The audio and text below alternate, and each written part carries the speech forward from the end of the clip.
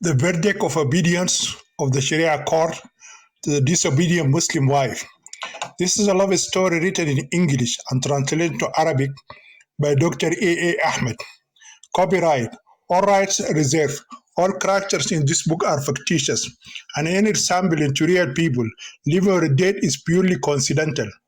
No part of this book may be reproduced, stored in a tribal system, or transmitted in any form or by any means without the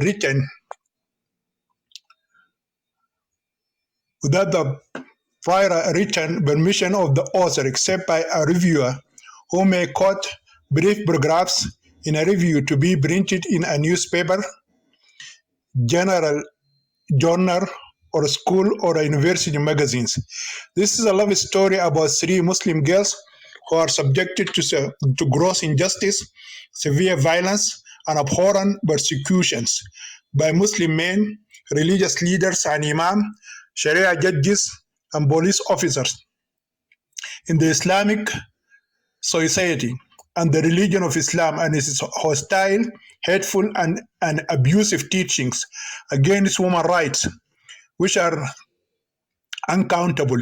For example, beating of women, child marriage, circumcision of private parts of Muslim girls, which is known universally as female genital mutilation, slaying them in honor killings, inequality between males and females in inheritance, testimony in court, marriage, divorce, men's guardianship over women, controlling their lives and destinies as if they are minors, physically handicapped, or mentally retarded, and forcing them to wear the bias, veils, hijabs, niqabs, or the humiliating black burqas as if they are frightening ghosts. Muslim men are allowed to, by the Quran, to have sex or rather rape without the need for marriage, captive women of war such as wives, daughters, sisters, underage girls, and even mothers of the defeated enemies who are called unclean infidels by the Quran. Islam forbids a Muslim man to become Islam forbids a Muslim woman to become a president of a country, or a boss at work, or a judge in court, and she is strictly forbidden to lead men or women in prayer as an imama. Moreover, the Prophet Muhammad said that the woman is unclean creature, just like a dog and a donkey, and therefore as a defiled being, she annuls or spoils the man's prayer if she passes in front of him while he's praying. Many Islamic countries prevent women from going to school and work, and they are not permitted to drive cars, bicycles, or motorbikes. They are forbidden to practice any kind of sports, such as soccer, or basketball, or volleyball, and they are not allowed to go to gymnastics, beaches, or swimming pools, cinemas, or theaters, or to act in films, or in plays. None of them is allowed to leave the house without her husband or with a muhram man. The man is forbidden to marry, such as her father or brother. They are also not allowed to fall in love with men before marriage or choose their life partners. This is a story about three innocent girls, namely Intisar, Firdaus, and Muna, who are subjected to abuse and injustice. Chapter 41. A second disobedient Muslim wife stands at the Sharia court. The alleged legitimate Muslim husband of Intisar, Hassan Mahjoub al-Hilali, and sits next to him is the so-called virtuous imam who performed the marriage contract, Maulana Sheikh Marzouk.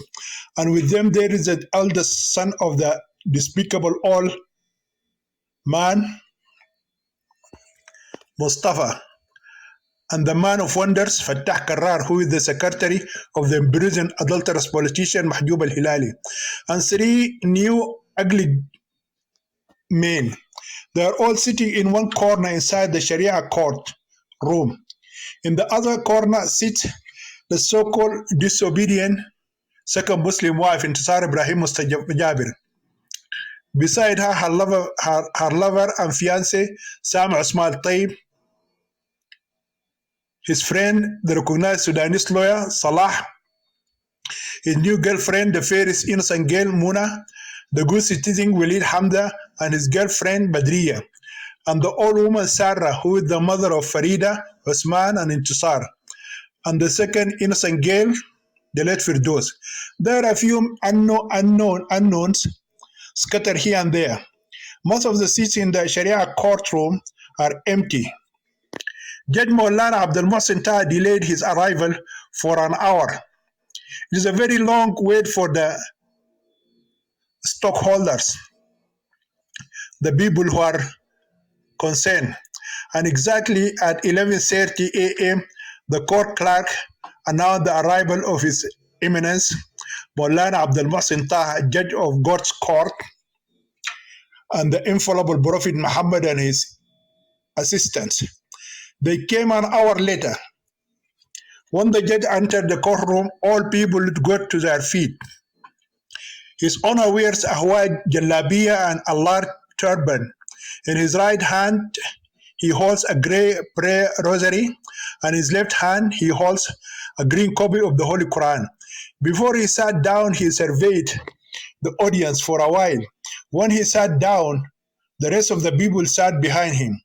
Then he turned to his right side and whispered some secret words into the ear of the assistant judge sitting near him. After their whispers ended, the two judges laughed happily. His Majesty then raised his right hand, and the entire court became completely silent. One could hear a pin drop. Then the court clerk stood before the Sharia court judges and read aloud the following indictment. Today, Your Honor, the Blessed Judge Abdul Mohsen Taha and the Honorable Juryman, the Muslim husband, Mr. Hassan Mahjoub al-Hilali, who raises before you his complaint against his lawful, disobedient, and rebellious Muslim wife, Intisar Ibrahim Mustafa Jabir. This wife refused to live with him in his house and instead ran away from him and attached herself to another man named Sami Usman Tayyib. This man has no blood relationship with her, except that he claims to be her lover. And her husband Hassan has some scandalous photos showing this evil man kissing, embracing, and sexually harassing and doing all hateful acts with his disobedient Muslim wife in public places and in broad daylight in Khartoum city, when they were staying together in one room inside a hotel in the capital city without the permissible Islamic marriage between the two. Copies of those shameful photos were filed with his lawsuit. The virtuous judge and his blessed assistant had previously seen these forbidden and obscene images and rejected them and considered them to be among the abhorrent actions of two Muslim adulterers. Accordingly, the husband of this rebellious wife seeks your justice with the wisdom and knowledge that God Almighty and His infallible Prophet Muhammad entrusted you. When the above indictment was read, some of the two suspects raised their hands and objected, but the judge took the gavel and violently hit the table. The noise quickly died down and complete silence returned to the courtroom. Then the court clerk came forward and announced about the name of Sami Usman Tayyib. The lover and fiancé of Intisar got up and walked towards the divine book carrier. When he reached him, he swore to God while blessing his right hand on the Holy Quran. Are you Sami Usman Tayyib? The judge asked out loud. Yes, I am, says Sami angrily. Did you encourage Intisar Ibrahim Mustafa Jabir to leave her legal husband, Mr. Hassan Mahjoub al-Hilali, and then make her live with you in a forbidden relationship like your slave girl or your secret concubine. The question is wrong and therefore I will not answer it. Answer yes or no, the judge shouted. First of all, Intisar is not married to Hassan. Second, yes, she is my girlfriend and she is also my fiancée. Third, the sham marriage between Hassan and Intisar, a sinister plot hatched against her. Her criminal brother Omar did it with the evil Hassan. I didn't ask you to tell us that. This court had previously verified the validity of the marriage contract and found that it was based on the Holy Quran and the blessed Sunnah of the gracious Prophet Muhammad. May God bless him and grant him peace. The Imam of the largest mosque in this city, Maulana Sheikh Marzouk, submitted a written statement bearing his name and signature, the name of the husband, the name of the wife's guardian, and the names of the three witnesses. Maulana Sheikh Marzouk, who is the mazoon of the marriage, who performed the contract, is here and in this court with one of the three witnesses. The other two witnesses and the wife's guardian are in pre-trial detention due to some legal issues that are not relevant to this Sharia court. So my question again, did you encourage the wife Intisar to leave her husband Hassan and become attached to you? This is a false accusation. Thank you and please go to your seat. After that, the court clerk shouted the name of Intisar Ibrahim Mustafa Jabir. Then he asked her to come forward. Her fiancé Sami refused to move. The courtman asked him to go to his place, but the angry lover did not respond. The courtman tried to push him, but Sami pushed him back until the clerk fell to the ground. The fallen courtman quickly stood up and was about to attack Sami. However, the judge stopped him. Then the angry judge pointed his hand at some of the policemen. 5 of them came running toward the lover, and without speaking to him, they carried him on their shoulders and took him out of the courtroom. 5 minutes later, they came back without Sami. Intisar's name was then called 3 times, but she did not advance. Maulana Abdul Mohsen Taha pointed his right hand towards her. 2 huge policewomen stood up and walked towards Intisar. Muna and Badriya realized their intention. So they got up and went to her and whispered in her ears. She heeded their advice and got out of her seat. Then Muna and Badriya took her hands and led her forward. The 2 policewomen followed them. When they reached the court clerk, the 2 policemen returned to their seats. Put your right hand on the Holy Quran, said the court clerk. Intisar refrained from that until Muna took her right hand and blessed it on the book of God. At least the Judge Abdul Mohsen Taha says, out of respect for God Almighty, swear by his Holy Quran and swear by the oath. Sami's fiancée did not respond to the judge's request, but she continued to cry, pouring out her tears like raindrops. Well, at least tell us why you don't want to live with your legal Muslim husband Hassan. When Intisar didn't answer him, the judge said to her, are you also a rebellious and disobedient Muslim wife like your cursed and apostate sister Firdaus, who insulted, cursed, and blasphemed against the infallible messenger of God and accused him of being a pedophile, man who loved having sex with small children like the mother of the believers, Aisha, may God please with her. When the angry fiancé of Sami heard the judge insulted and condemned her late innocent sister Firdaus, Intisar could no longer control her anger, so she exploded with some angry words. Hassan is not my husband and I hate him. I hate him more than anyone in this world. But you, I hate you more than any human being because you killed my innocent sister Firdos and my brother Osman. You are a criminal, murderer, and bloodthirsty old man. You are more dangerous than the most evil Muslim terrorist in the world. You supported and encouraged the kidnapping, raping, and murder of my young sister, Firdos. You are full of hypocrisy and evil. You are supposed to be sentenced and convicted to death by hanging for killing my an innocent girl like my late sister Firdos and causing the suicidal death of my brother Osman. While she was shouting those words of denunciation, condemnation, and challenge, the third innocent girl in Tsar pointed her finger at the bearded face of Maulana Abdul Muhsin Taha, the chief judge of the Sharia court. Everyone in the court was greatly amazed at her courage and boldness. Most of the audience got to their feet. Some put their hands over their mouths and over their heads. After that, the angry girl turned her face toward the selfish man, Hassan, and pointed her finger at his vile face. You are coward, selfish, and evil person like this corrupt judge.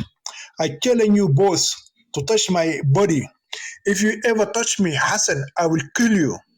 Only if I am dead or in my grave or a murdered corpse can you dream of raping me.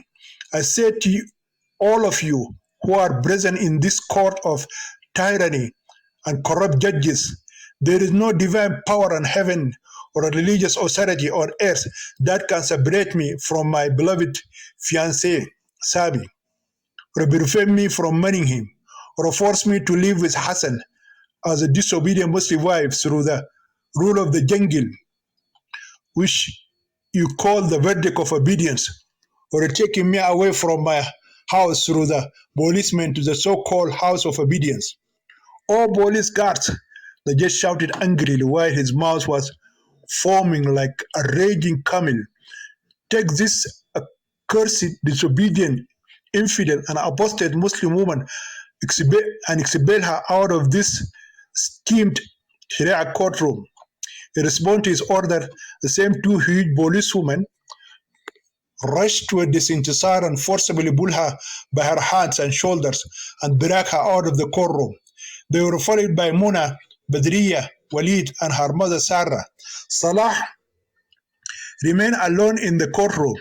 The judge Abdul Muhsin Taha became incredibly annoyed with the so-called vulgar and blasphemous words of the disobedient Muslim wife Intisar, through which she challenged the Sharia court judge and his jurymen.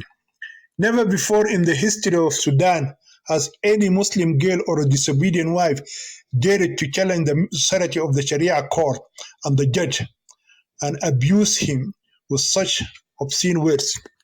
Her aggressive act and harsh words were considered by the judge to be worse than an apostate Muslim woman who burned the Holy Quran inside the courtroom, cursed the religion of Islam, and cursed God Allah, or insulted the gracious Prophet Muhammad.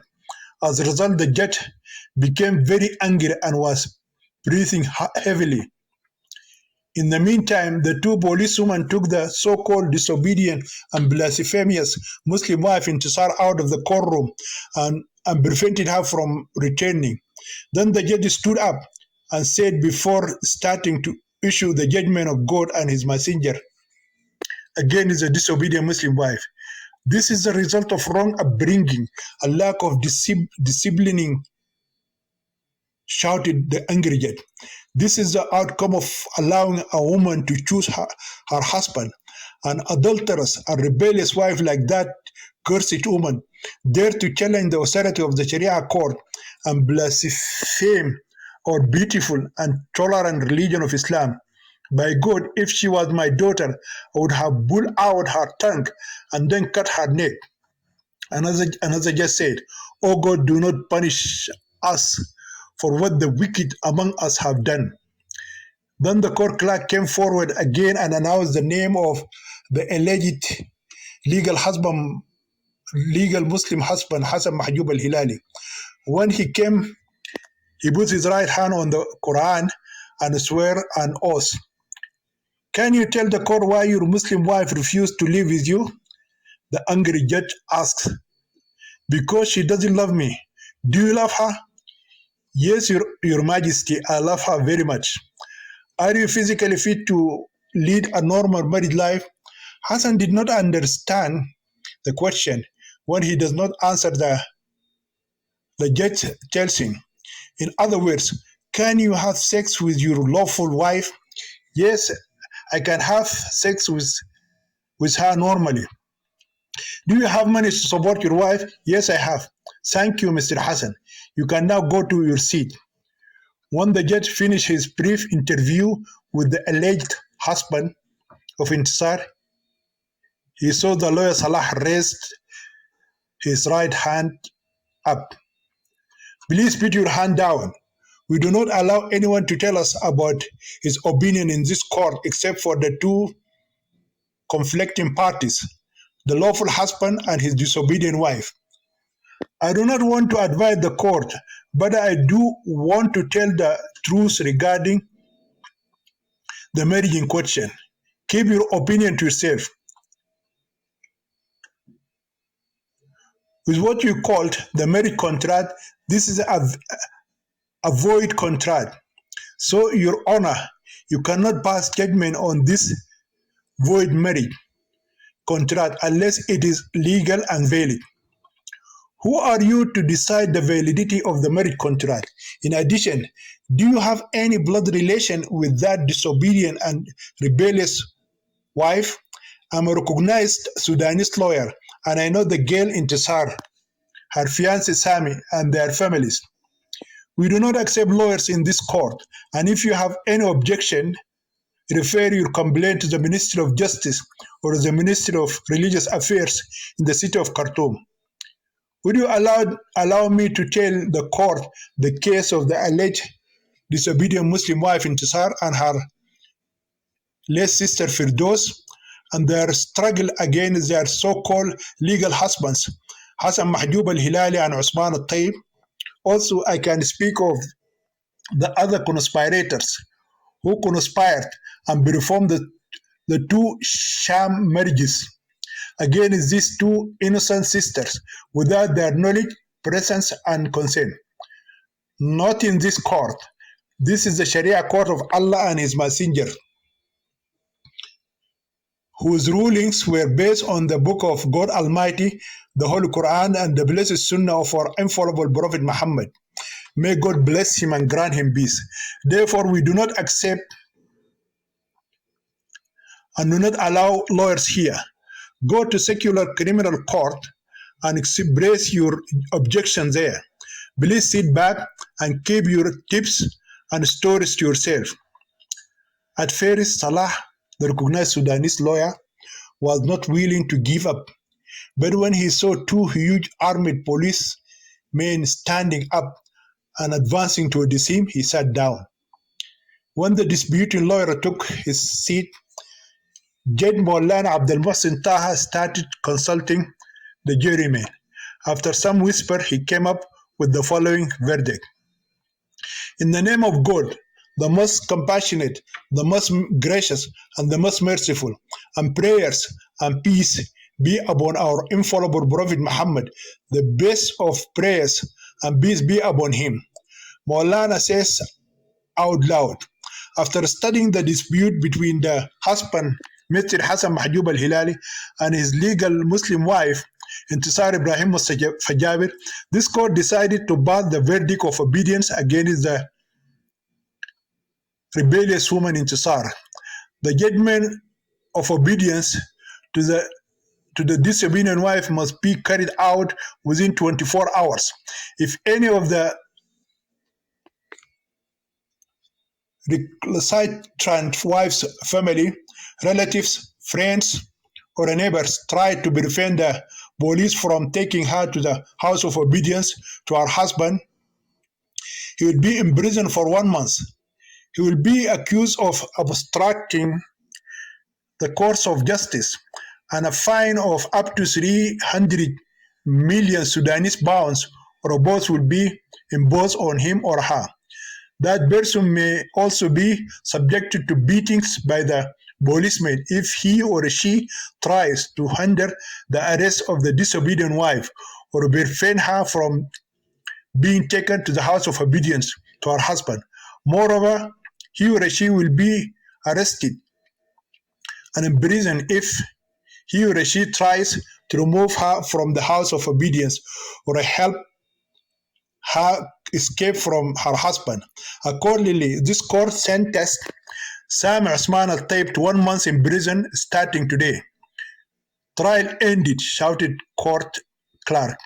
Immediately, the judge and the jurymen hurriedly cleared the Sharia courtroom while they were guarded by 5 armed police officers. When the trial ended, neither of the two persecuted lovers' friends were more disturbed in mind and heart than lawyer Salah. His conscience bothers him greatly. He holds himself responsible for what happened to his best friend Sami and his fiancée Intisar.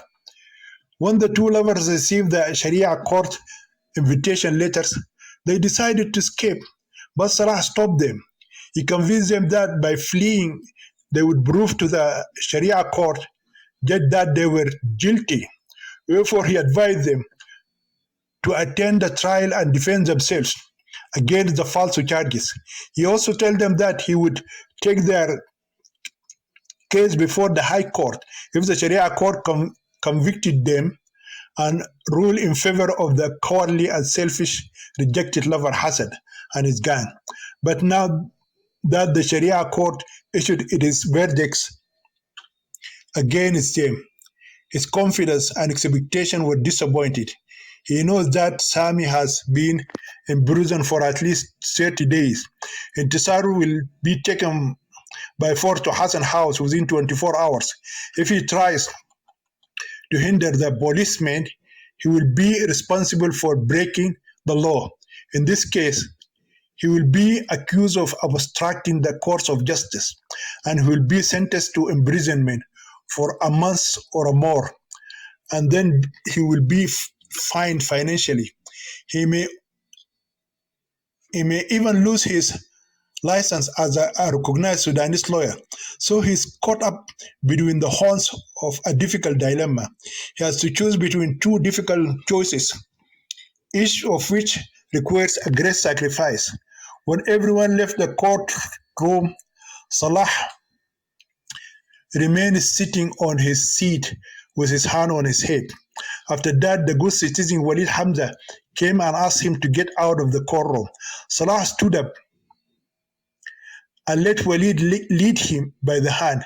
When they left the courtroom, they found that Intisar was still crying while she was surrounded by her mother Sarah, her half-sister Badriya, her friend the fairest innocent girl Muna, and some unknown people. Shortly after, Walid Hamza stopped 2 taxis and gave their drivers the address of Intisar's house. So Badriya, Muna, Intisar, and her mother Sarah took the fairest taxi, while the recognized Sudanese lawyer Salah and the good citizen Walid Hamza took the second taxi and followed them.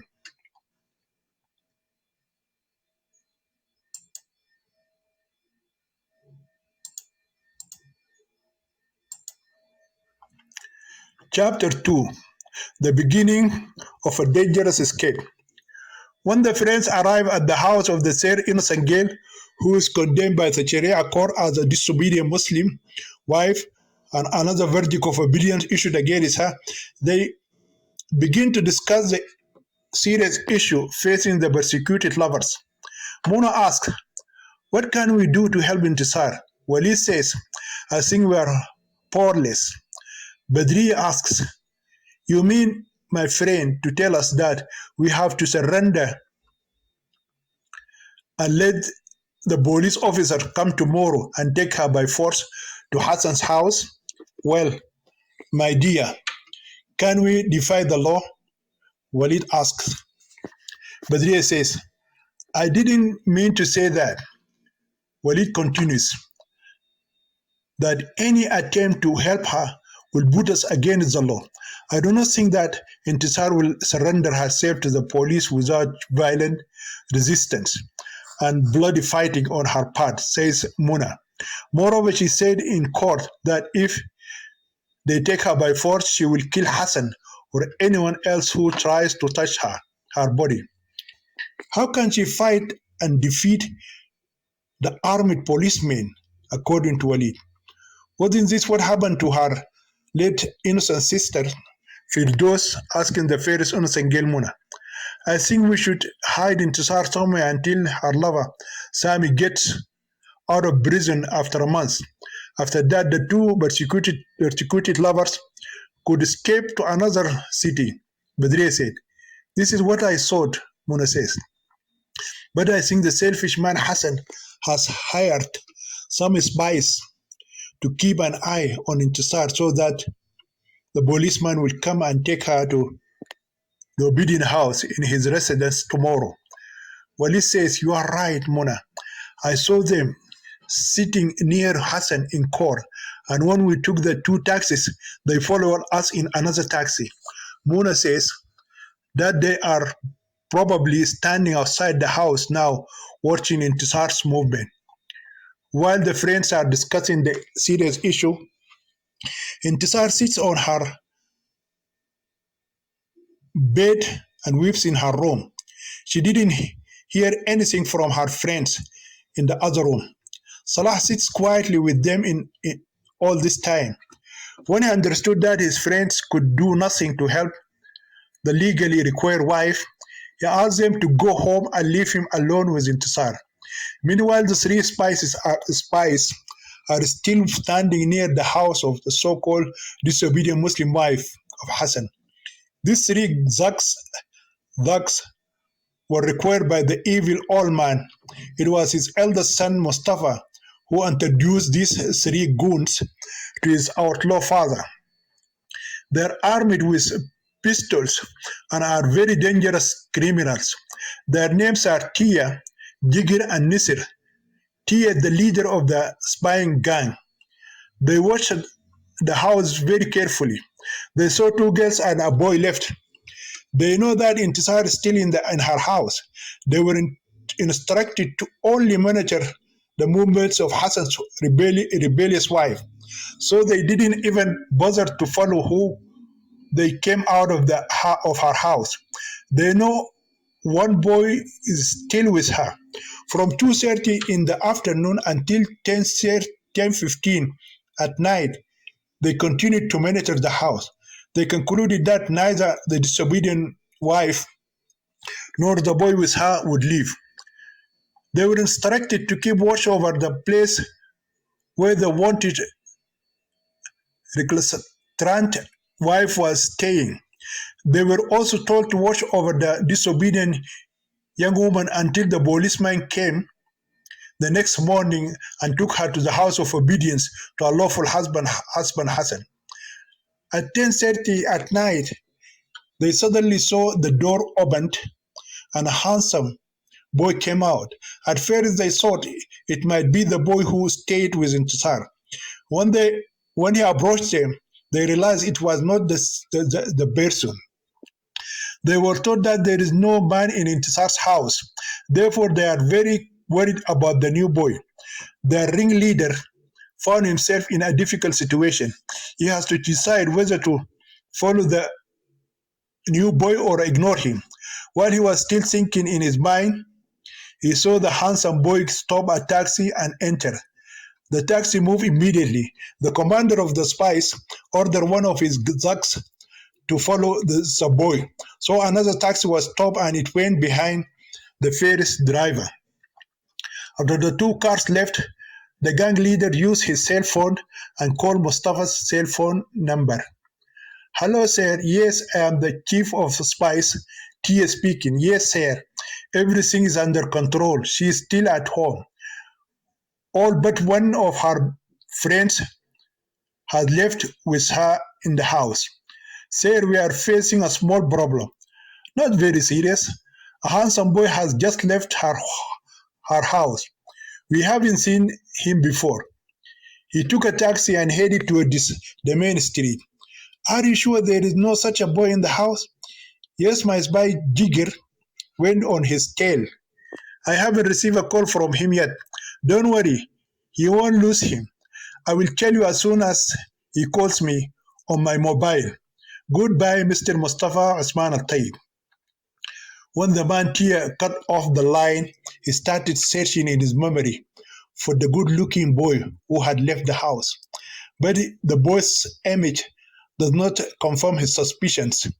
He concluded that the handsome boy could not be a girl disguised as the young man. The other spy also agreed to the result that was deduced by his leader. An hour later, the door opened again and another boy came out. He's carrying a small bag. Tia determined that the boy is the same person who came with Intisar and her friends. He remembered that it was he who claimed to be a recognized Sudanese lawyer and tried to defend the rebellious wife, but the judge prevented him. When the lawyer Salah also stopped a taxi, the ringleader ordered his other spy to follow him in a taxi too. Immediately they drove in the same direction.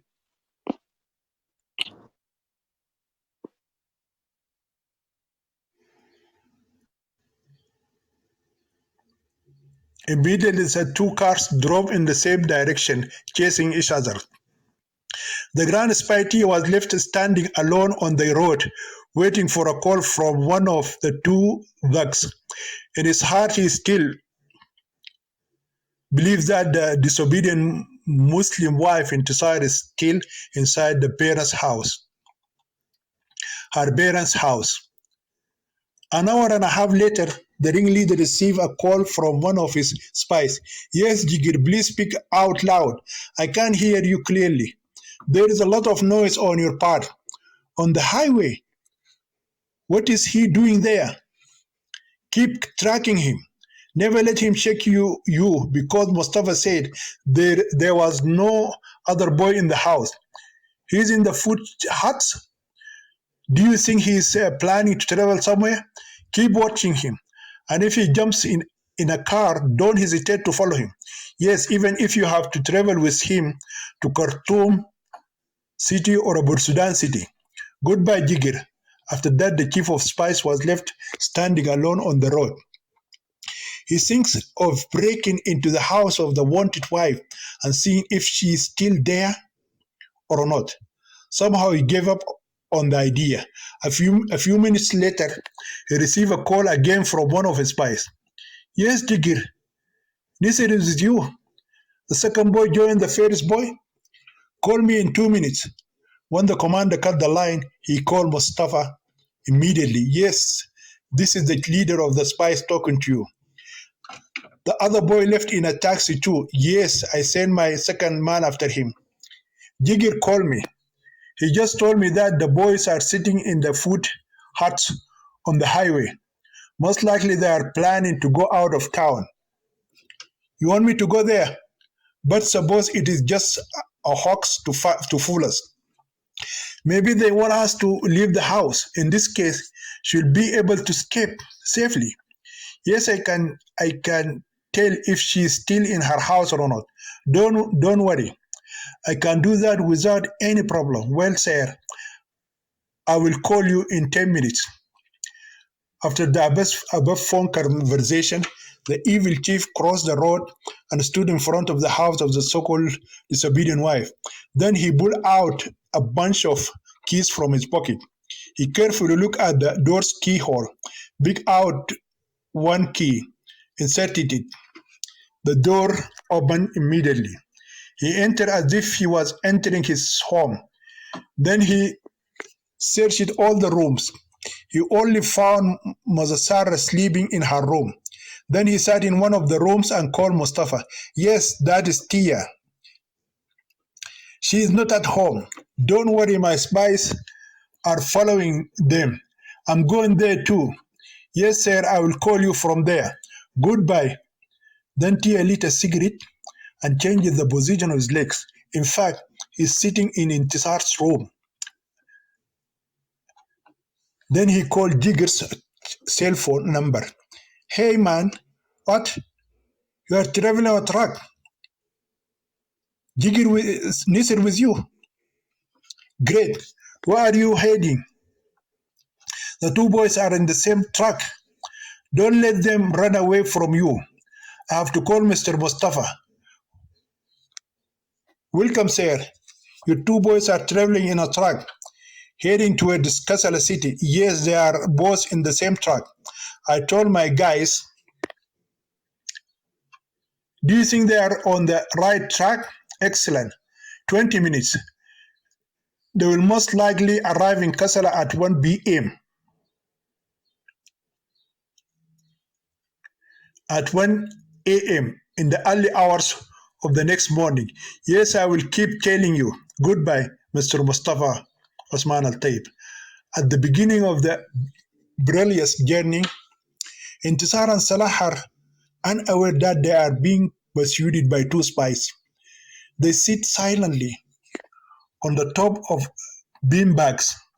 An hour later, all the passengers were asleep, except for two passengers. Truly, Intisar disguised herself as a handsome boy. No one recognized her as a female because she wore man's clothes. She is wearing slacks and t-shirt, which is very rare for a girl to do in that part of the world. Every Muslim female wears an ibaya and veil or a niqab. Sudanese woman wears something called a top, which is like an Indian sari. Their bodies are covered from head to toe, but their faces remain open. Intisar wears the clothes of her late brother Osman.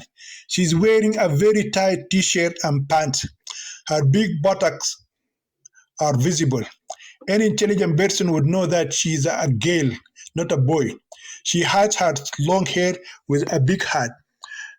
She wears black glasses, though it is night. The blind girl can only wear black glasses at night. The glasses are meant to hide her beautiful beautiful eyes. She rarely spoke with Salah. They speak softly and in whisper. She has her face on her knees, and most of the time.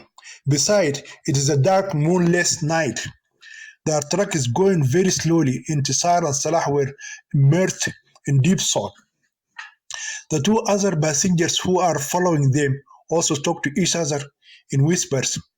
They smoke constantly. Salah notices that they direct them all the time. Although he suspected that they were following them, he concealed his suspicion from Intisar. However, he decided to see if they were following them. Before the truck reached the town of Al-Shuwak, Salah began speaking to Intisar in whisper. The lawyer Salah says to his friend Sami fiancé, Intisar, do you feel sleepy? I don't, says the runaway wife. The speed of this truck is very slow. How about we swap it for another truck when we get to the next stop? I think it is a good idea. When the slow truck arrived in the town of Al-Shuwak, a few hours into the journey, Salah and Intisar disembarked and headed to a food stall on the highway. The two spies also went down and sat in the same hut and asked for tea. None of the other passengers got off. After a 15-minute break, the driver asked the two friends and the other two passengers to get on the truck. Salah and Sar went to the driver and pretended they were talking to him. Meanwhile, the other two passengers have boarded. They lighted their cigarettes and waited for the two boys to get on the truck too. They are disappointed when the truck starts moving without the boys they are following. Our chief, Tia, shouted one of the two spies on his cell phone. They cheated us and managed to escape. We can't have them now. They had already climb into another truck going in the opposite direction. You can do it, but not us. Yes, the truck is heading toward the city of Gadarif. You can intercept them when they reach the highway shacks, probably 2 hours or maybe a little less. It depends on the speed of their new truck. Yes, we went down. We'll take another truck, but they will reach the city before us. Just check every truck coming into town. Of course, you can intercept them. Please call Mr. Mustafa and his father Osman Taib and tell them to report her escape to the police authorities. Goodbye, Chief. The leader of the spies, Tia, is the head of the three thugs who were hired by the evil old man Osman Taib through his eldest son Mustafa to prevent the so-called disobedient Muslim wife Intisar from escaping from her manhole until the policemen come the next morning and arrest her and take her by force to the house of obedience to her alleged husband Hassan in order to complete his halal Islamic marriage with her. He has to consummate their marriage by having sex with her, or rather rape her by inserting his cock into her virgin pussy and deflowering her hymen. This is exactly what the incarnate Satan, said Osman al-Taib, did with her virgin sister, the second innocent girl, the late Firdos, and the ringleader of the fairest gang, the beast man al-Wish, also did with the fairest innocent girl Muna. Anyway, on that night of Intisar's dangerous escape, the super spy Tia sat for more than 2 hours in the hut of the Gadarif highway, examining every truck coming from the east, but he did not see the two boys. What annoyed him were those drivers who passed without stopping. After waiting for another 20 minutes, he jumped into another truck and headed towards Khartoum city. When the other two spies, Jigir and Nisir, arrived at the Gadarif food hut on the highway, they find Commander Tia 2 missing. Then they phoned him and learned that he was after the two boys. He told them that he would go to the capital city and search for them everywhere in Khartoum. He also ordered them to get into another truck and travel towards his final destination. Meanwhile, since their truck drove past the food shacks on the Gadarif highway non-stop, Salah and Tisar are discussing one issue. According to the runaway wife, the lawyer must disembark in the town of Al-Fao and leave her to continue the perilous journey alone to Khartoum city. She believes that Salah will put himself in serious trouble if the spies prove to the Sharia court that he helped her escape. Not only will he go to jail, but he will also lose his license as a recognized Sudanese lawyer. However, Salah does not agree that the runaway girl Intisar can travel to the cosmopolitan city on her own. She does not have enough money and does not know anyone there. She has no home, relatives, or friends in Sudan's largest city. Therefore, the best friend of her imprisoned lover does not want the runaway girl to go on such a dangerous journey alone to the capital city. Eventually, the legally required wife convinced the lawyer that the money she had would be enough to keep her in a small motel in Khartoum city for a few days. When he could not convince her, Salah agreed to return to the city of Gadarif, but he promised to travel soon to Intisar to meet and help her in the capital city. At 3:30 in the morning, the two friends reached the town of Al-Fao. Salah then got off and got into another truck heading towards Gadarif city. Meanwhile, Intisar continued her dangerous journey to Khartoum city alone. It is very dangerous for a beautiful girl of her age to venture on such a perilous journey. Anything could happen to her. She can get raped by cops or get robbed by the numerous crooks in that cosmopolitan city. Yet her dire circumstances force her to escape the law and face all the unknown future on her own. Likewise, it was a difficult night for the lawyer Salah. It was he who came up with the idea of her running away. He did not want what happened to his beloved late girlfriend Firdos to happen to Sami's beloved girlfriend Intisar. So he suggested she disguise herself as a boy.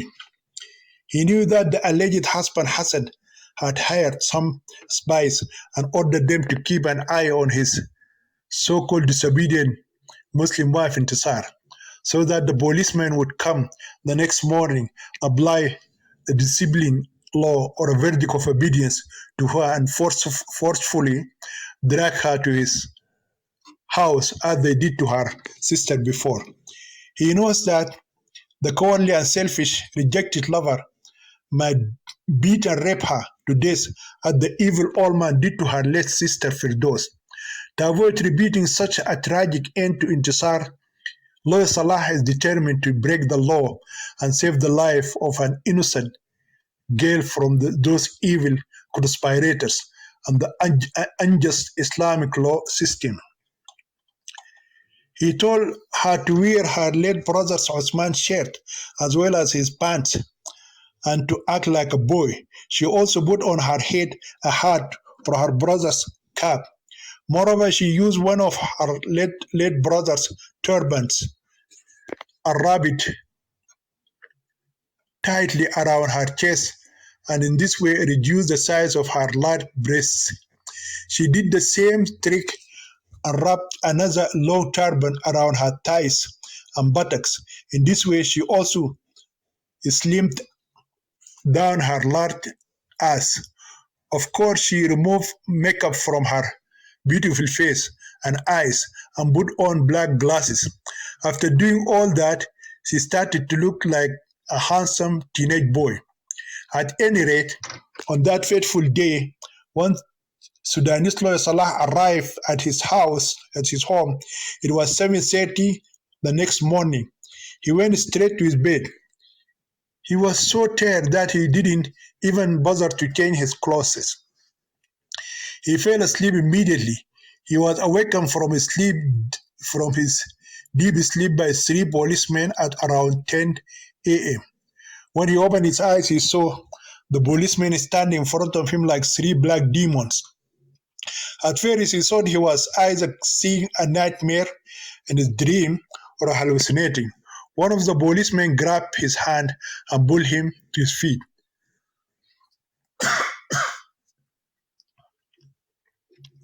Are you the Sudanese lawyer Salah Hassan Ahmad Saleh?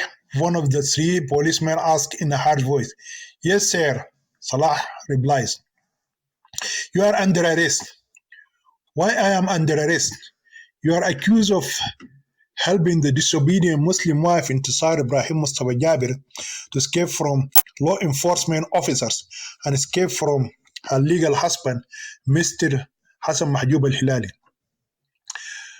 Attorney Salah did not try to deny this accusation. He only allowed the policeman to handcuff him and take him out of his house like a dangerous criminal to their car. Accordingly, on that fateful day, also the recognized Sudanese lawyer Salah went behind bars where his good friend, the civil engineer Sami, was locked up. Chapter 43. The disobedient runaway wife becomes homeless girl in Khartoum city. On the fifth day of her perilous escape, the so-called disobedient Muslim wife Intisar lost all hope and became a homeless girl in the capital city of Sudan. She expected Salah to come to her after 2 or 3 days, but he did not come. On the fourth day, she concludes that he may have been arrested for helping her escape. She managed to leave with what little money she had for 4 days. She stayed in a small hotel the whole time. It is the same hotel where she stayed with Sami and their other two friends, Salah and Muna, when they came to investigate the murder of her late sister Firdos. No one in the hotel knew she was a girl disguising herself as a boy. She kept pretending to be a boy and dressed as a handsome young man. No hotel in Sudan allows a girl to stay without her husband, father, or a brother. They must present an official government issue document with their photos proving their relationship. So Intisar booked a room for a boy named Sami Salahuddin. She used the name of her lover and his best friend. When her money ran out, she knew that the hotel manager wouldn't keep her for much longer. On the fifth day, the fugitive wife carried her small bag, left the hotel, and began wandering aimlessly through the streets of Khartoum.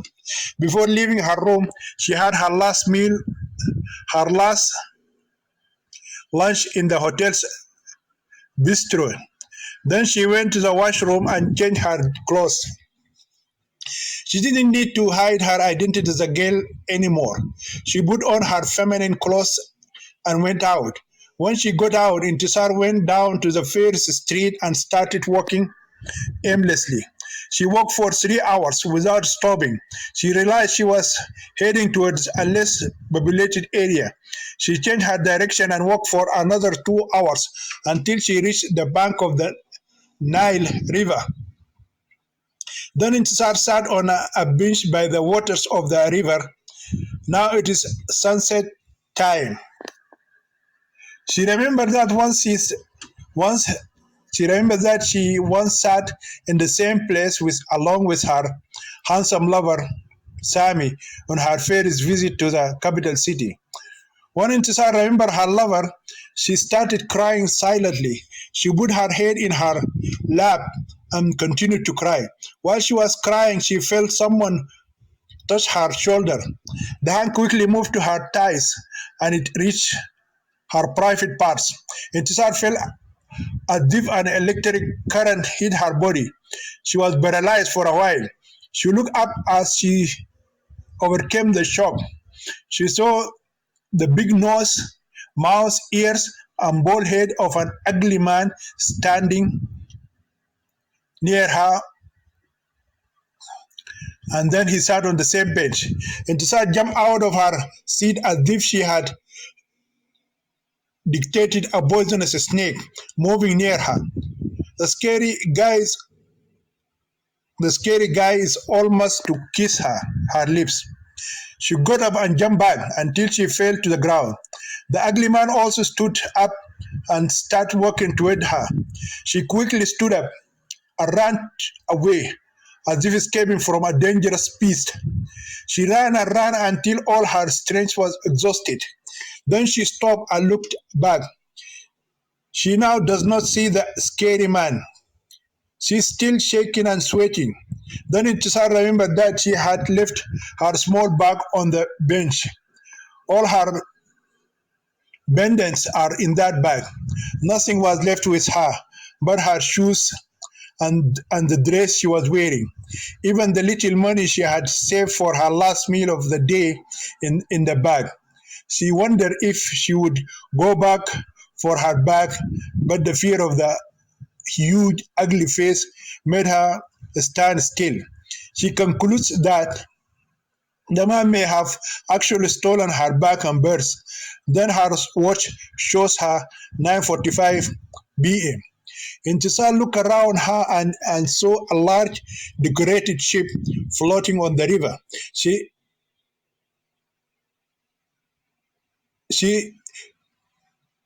She remembered the beautiful time she had spent before with her handsome lover Sami at Hamada's floating restaurant. Her tears started falling. She was tempted to walk into the beautiful restaurant that she had told her lover before. It looked like lover's paradise. She wished to go and sit at the same table at which She sat before with her imprisoned lover Sami, but she remembered that she had no money for the entrance ticket. However, the runaway wife decided to take a look at it from the outside. She slowly walked toward this entrance. When she reached the entrance, Intisar started looking at the amazing beauty of the floating restaurant. Her eyes now rained with tears of deep sadness. She saw the guard approaching her. She expected him to ask her to leave, but instead she sees him approaching her, smiling, his face revealing that he is happy to see her. "How can I help you, miss?" said the guard politely. "Thank you, sir. I just love looking at this amazing place. I was attracted by the beauty of the ship, which was decorated with all kinds of colored lights. But you look like a tired and unhappy girl. Is there anything I can do to help you?" "I'm tired because I was doing some exercises by the river. Do you want anything to drink or eat? I'd be very glad if you would give me a glass of water." "I can do that gladly. Can you come in?" "No need to stand outside the drink water." Intisar was delighted when the guard invited her to come. When she entered, he asked her to sit on his little chair. She sat and waited for him to bring her a glass of water. And he came, the thirsty girl poured what was inside the bottle completely into her dry mouth. The man went again and brought her another glass of water. She also drank a second cup fully and thanked him. After that, she got to her feet and decided to leave. "You can sit and rest." "Thank you, I have to go, sir." "Oh, young man, in which area do you live?" I'm a stranger, sir. I have no relatives or friends in this city. Someone stole my bag and my money. I know you are a very good man. Can you help me?" "Yes, I can help you. What do you want, money or shelter?" "I'd be very glad if you would help me buy some food." "Yes, of course, I can buy you your food and give you good shelter." "I do not know how to thank you, sir." "Come with me, miss." Intisar's heart was filled with joy and happiness. The homeless girl smiled happily and followed the guard. She honestly believed his promise. He took her to the end of the floating restaurant where he lives in a small booth like a hall for rabbits or a barn for pigs. A small room is hardly enough to house one person. There is a small bed and a table. Intisar wondered where the kind guard would sleep if he gave her his room and bed. "This is my humble little place. They say this is enough for you alone. But how can I sleep here if you have no other place?" "Young lady, I don't need to sleep on the floor on the bed. I can sleep on the floor."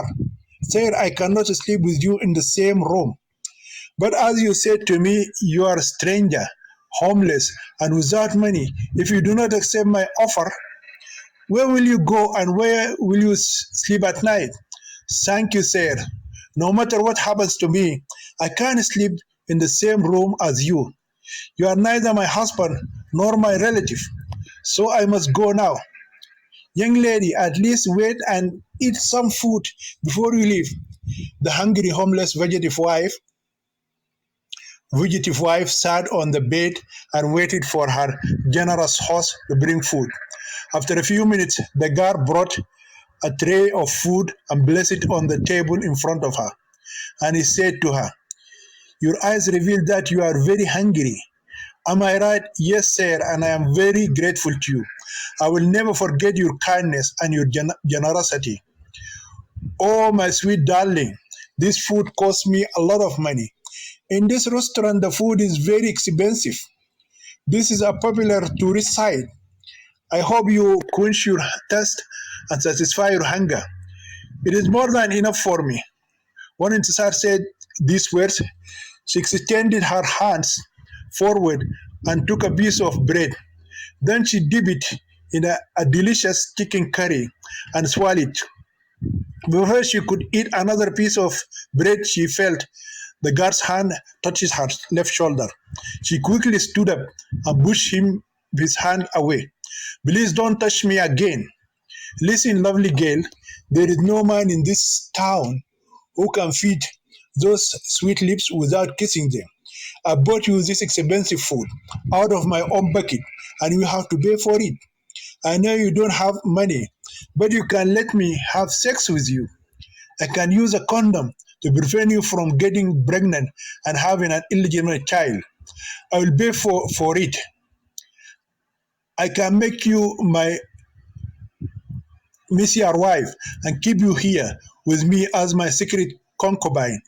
I can I cannot marry you because I have already four Muslim wives at Tuti Island where I live. Therefore, I want you, my sweetie, to stay permanently with me in this small room and be my secret wife. Before the polygamist husband could finish his words, the homeless girl ran from him as if running from another beastman. Intisar fled out of the beautiful floating restaurant and she's back on the streets again. She quickly crossed River Nile Street and stopped running. When she looked at her watch, she realized it was too late for her as a lonely teenage girl without a male chaperone to protect her while wandering aimlessly in such a desolated area. The place became deserted except for a few passing cars. She, she understood that she would soon run into the police officers. She knows the policemen will either try to gang rape her or arrest her as a homeless street prostitute. She also remembered running from the law. If they knew she was a disobedient Muslim wife running from the law, they would take her back to Gadarif City police, and then the police will send her to the home of her so-called legal husband. That is why she decided to find a safe hiding place to shelter her during the night. The runaway wife suddenly remembered that beggars and homeless people in every city in the Muslim world spend their nights in mosques. So she decided to look for a nearby mosque and spend her first night there. While she was wandering aimlessly, she saw an old man walking along the road. She ran towards him and stopped him. Peace be upon you, my dear uncle, the homeless girl says politely. My daughter, peace be upon you. Thank you, my kind father. Yes, my beloved daughter. How can I help you? Said the old man happily. Can you direct me to the nearest mosque? Yes, I can. But you are a young lady and a woman. Why do you want to go there at such a late hour? I just want to go there to pray. But you are a teenage girl and a female, and besides, the last prayer of Al Isha is over. The mosque is now closed. Only beggars, vagabonds, and loafers will sleep there. Never mind the reason for my visit to the mosque. I would be very grateful to you if you would direct me on how to get to the house of God. All right, my daughter, keep going this way until you come to the end of this long street. From there, turn to your right and walk until you see a large playground. You will find the Grand Mosque on the corner of the stadium. You will see the tall minaret of the largest mosque in this capital city. Thank you, dear uncle. You are welcome, my good daughter.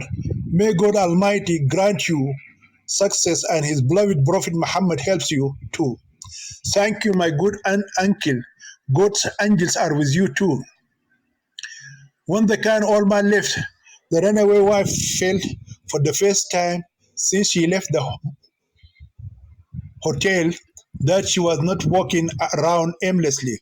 She is now walking toward the house of God, and His mighty angels surrounded her from all sides. She is looking for his protection. Therefore, with such confidence and great expectations, the fugitive and homeless wife went very quickly with her head held up high in honor and courage. Still, she walks and looks in all directions.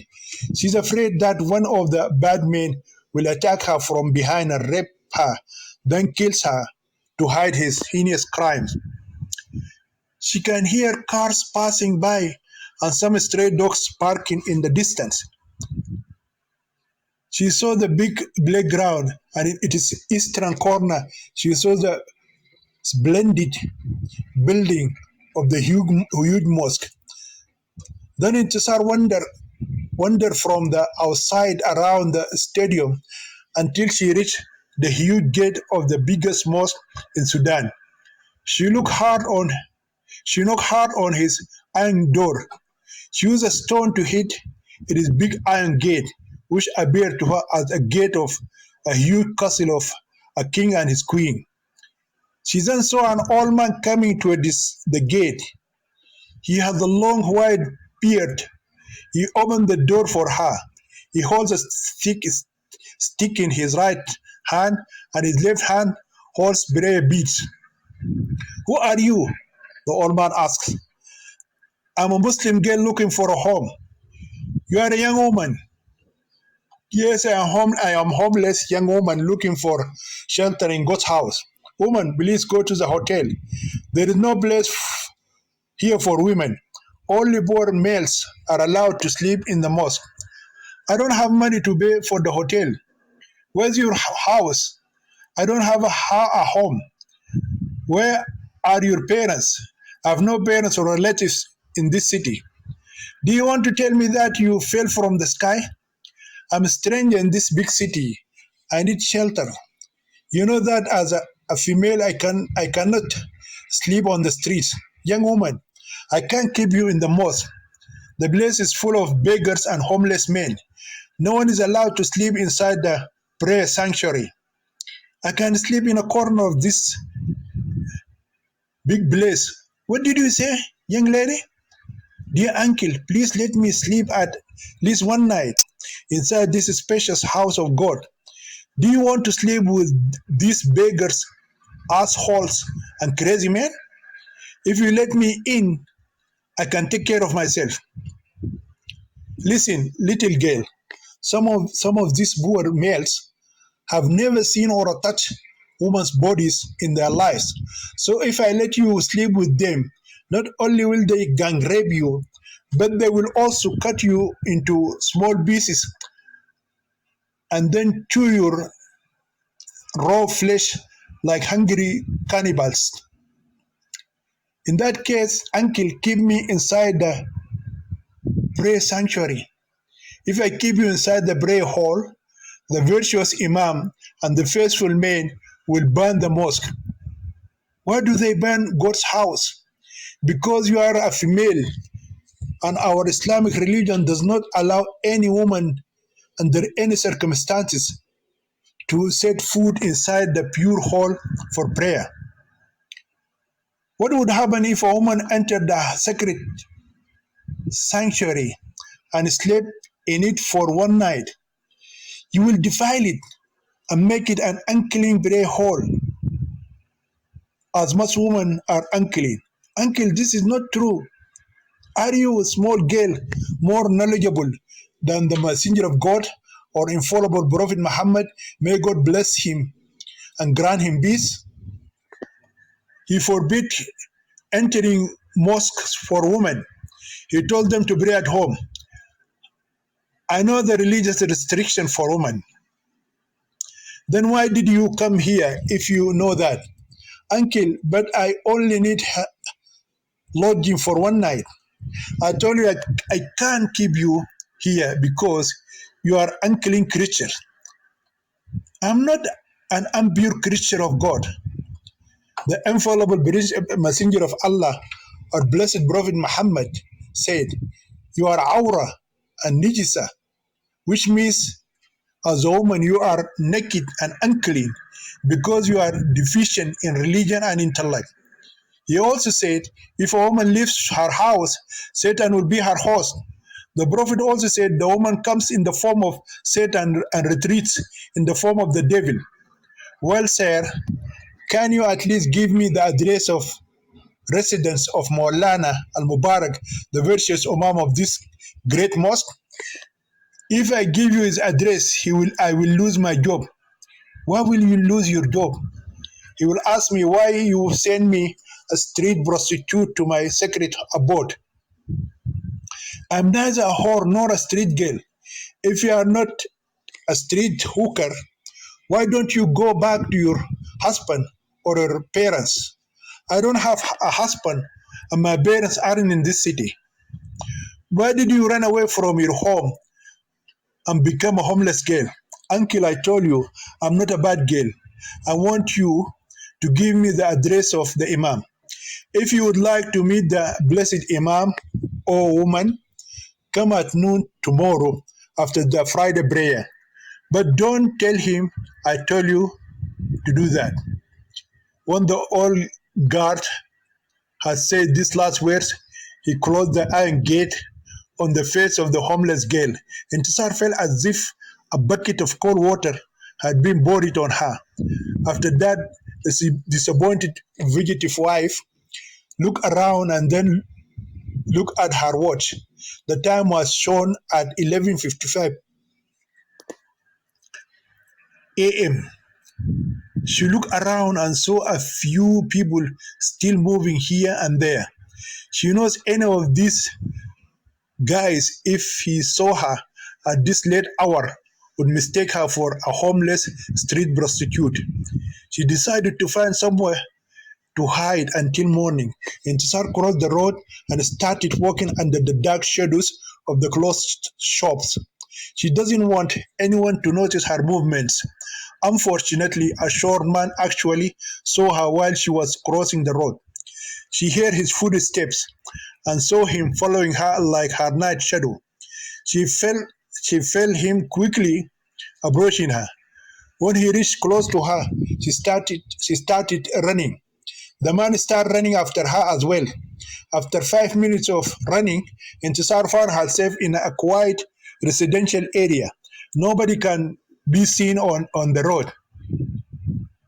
She became so exhausted from wandering aimlessly on the street for many hours that day. She knew she couldn't run anyway. The man is almost within reach. Once she felt that the man might grab her at any moment and then rape her, she pushed the first gate that reached into her hand. Then she hurriedly entered the spacious compound. The man put his hand on the gate too, but hesitated to enter. Then he saw the street whore standing in front of the door. He mistook her for a homeless prostitute or a bad girl who ran away from home because she had conceived an illegitimate child through adultery and her father or brother wanted to slay her in an oral killing. He understood that she would be expelled by the inhabitants if she had no relatives living there. Then the homeless girl proceeded to have breast. Then the homeless girl pretended to have pressed the doorbell.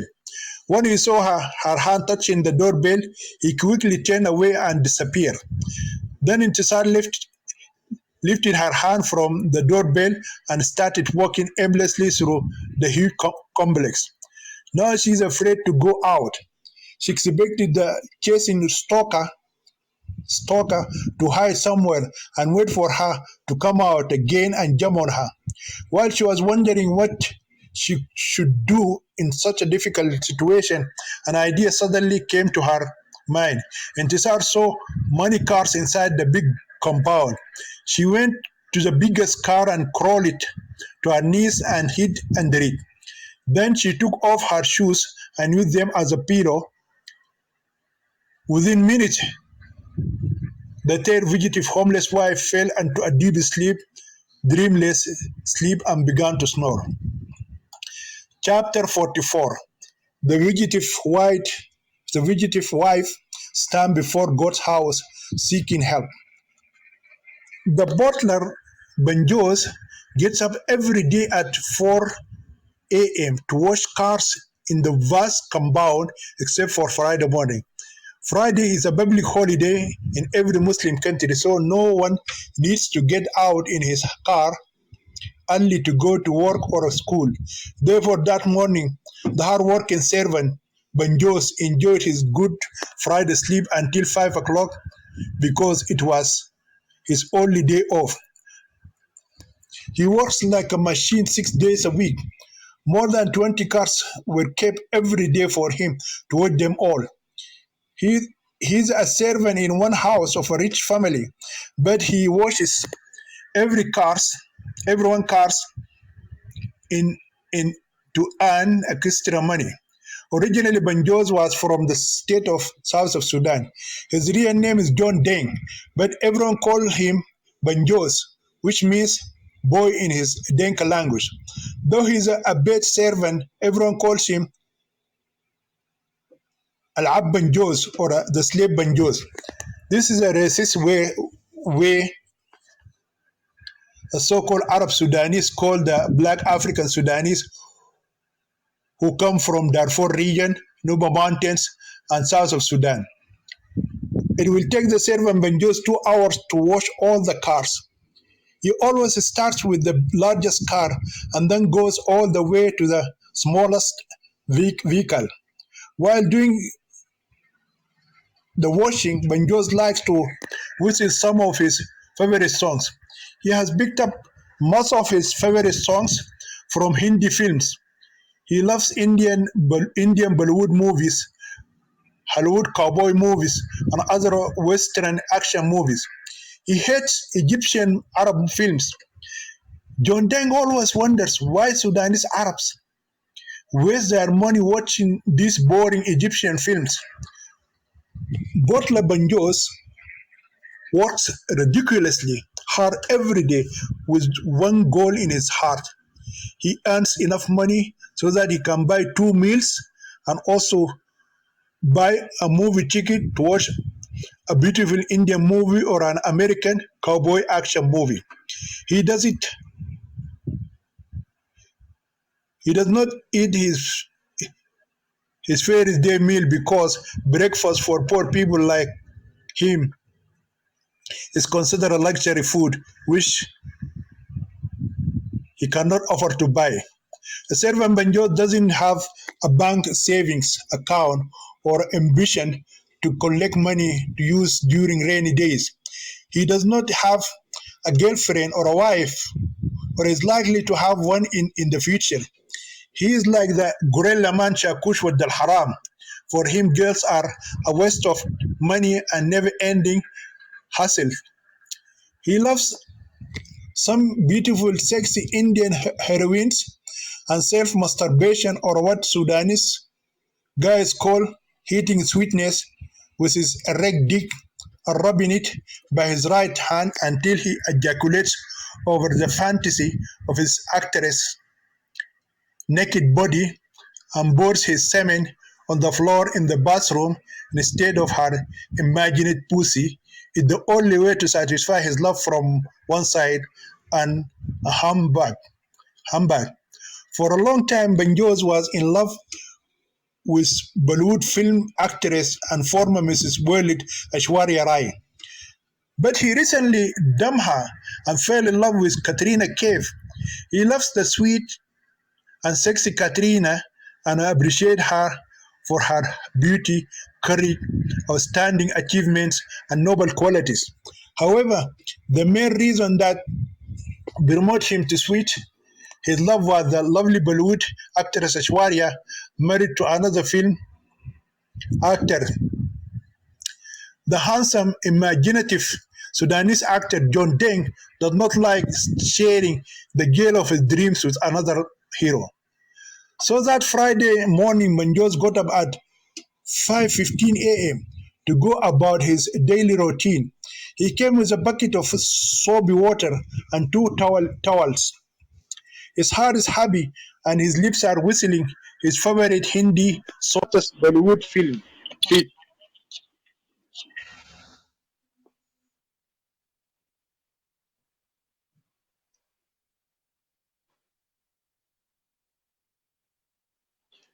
When he got into the biggest car, he put the bucket down and folded the sleeves of his dirty shirt up to the shoulders and his torn trousers up to the knees.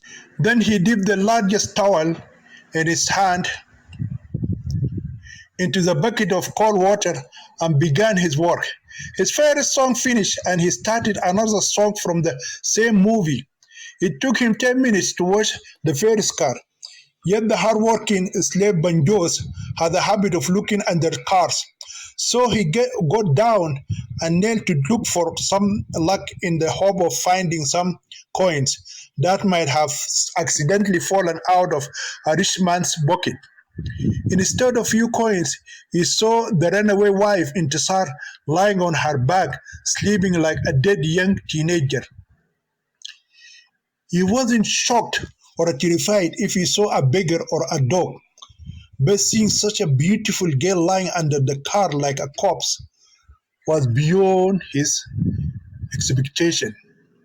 Accordingly, his five senses were instantly frozen and his body paralyzed. It took him a long time for all five of his senses to work again. He stared at Intisar's beautiful face for a while. All kinds of murders he saw in Western movies and Eastern films became real to him. As a result, he opened his mouth as wide as he could without damaging its roofs. Then he, extremely frightened boy, the servant John Deng, went into the loudest scream he had ever shouted in his life. His screams became louder due to the stillness of the area and the echo of the tall building. Within a few minutes, most of the doors opened and many people ran towards the southern slave banjos. But Sudanese women have kept their distance, sweating, trembling like a reed, and shaking in all directions. The deeply frightened boy, John Deng, somehow managed to control his trembling body and guided the rescuer to the cause of his terror. Several men knelt down and looked under the car. Once they saw the teenage girl, they and Banjos concluded that she was dead. They first concluded that she was killed and that her dead body was thrown under the largest car. One word spread that a beautiful teenage girl had been found murdered under the biggest car. The women started jumping to hasty conclusions too. Some of them ruled that the girl was found pregnant with an illegitimate child out of adultery, and because of this reprehensible act, she was killed by her father or brother. Other women concluded that she had been butchered in honor killing by her brave husband who caught her while she was naked in the act of fornication with his best friend, and she did so in his house and on his bed. In short time, the big car became surrounded by many spectators. Every man lying on his stomach and watching the murdered girl with mixed feelings. They hate her and pity her too. They were all afraid to touch her or approach the, her corpse for fear of unnecessary involved in murder. While people were looking at the murdered girl and making up all sorts of fairy tales because of her murder, they suddenly saw her body turning on its own in the other direction. Her pretty face could no longer be seen. They can now see her big buttocks and sexy body. Her dress was pulled up, revealing her little red underwear, wherefore the eyes of men and youths became wide open. Each one erected his dick and became like a Ramadan cannon. Next, they saw the long legs and sexy thighs of the dead girl folding themselves. As a result, the spectators shouted in unison that she is not dead, she is alive. When it was announced that the hot girl was in fact among the living and not among the dead, two adventurers crawled under the biggest car and pulled out the live girl's body. Intisar awoke from her deep sleep when she felt the adventurous hands pulling her from under the car with her feet. She was horrified when she saw the large gathering of people. Her mind stopped working for a few seconds. When she remembered her nocturnal adventure, she knew her place. She quickly rose to her feet and bowed her head shyly. She has no shoes on her feet. Then the owner of the big car approached her and slapped her on her left cheek with full force. She's about to fall, but her hands catch the car. The owner of the car slapped her again on the head. Intisar,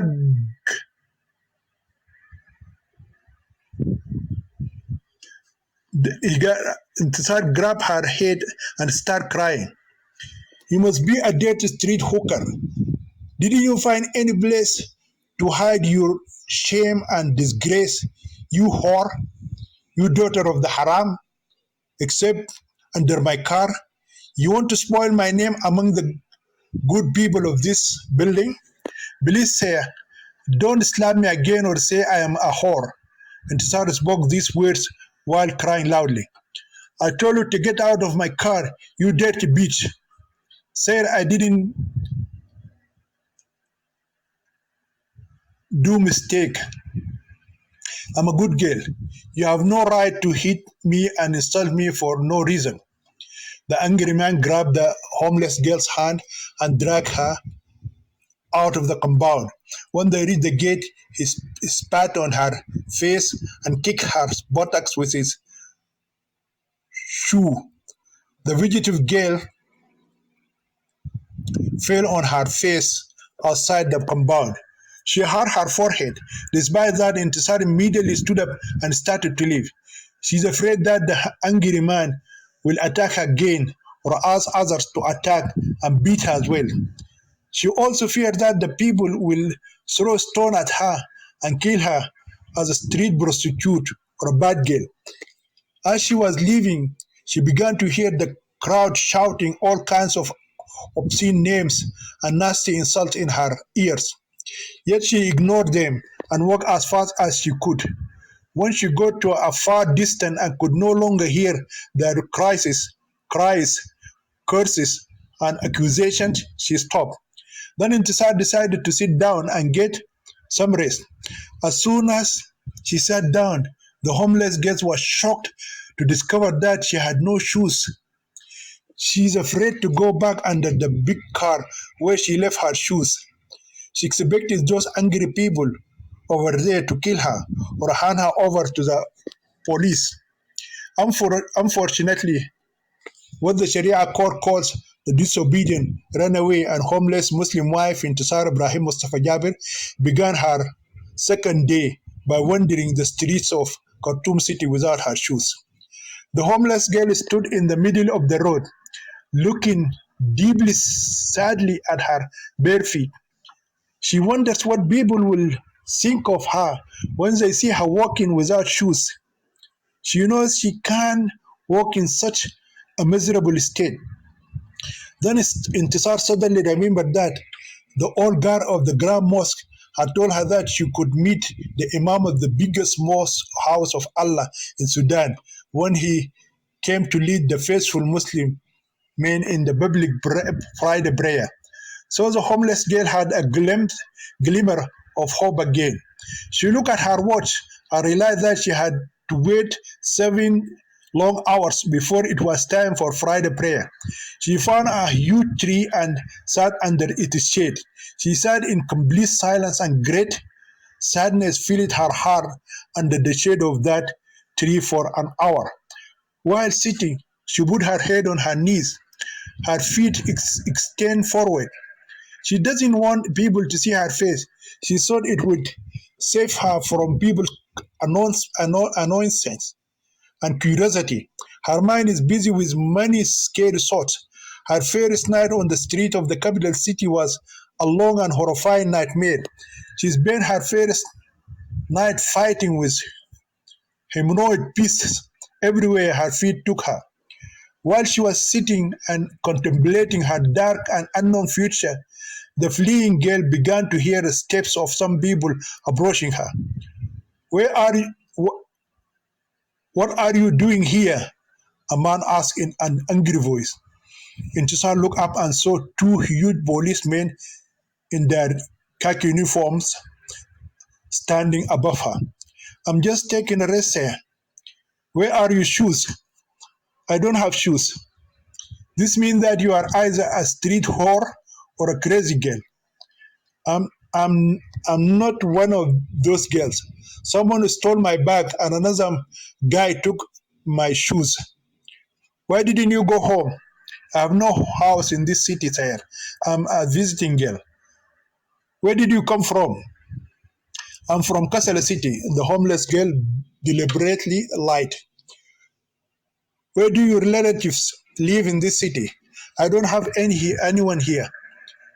Then get up on your feet and follow us. We have a beautiful home for homeless street girls like you. Where do you want to take me, sir? To the lockup, of course.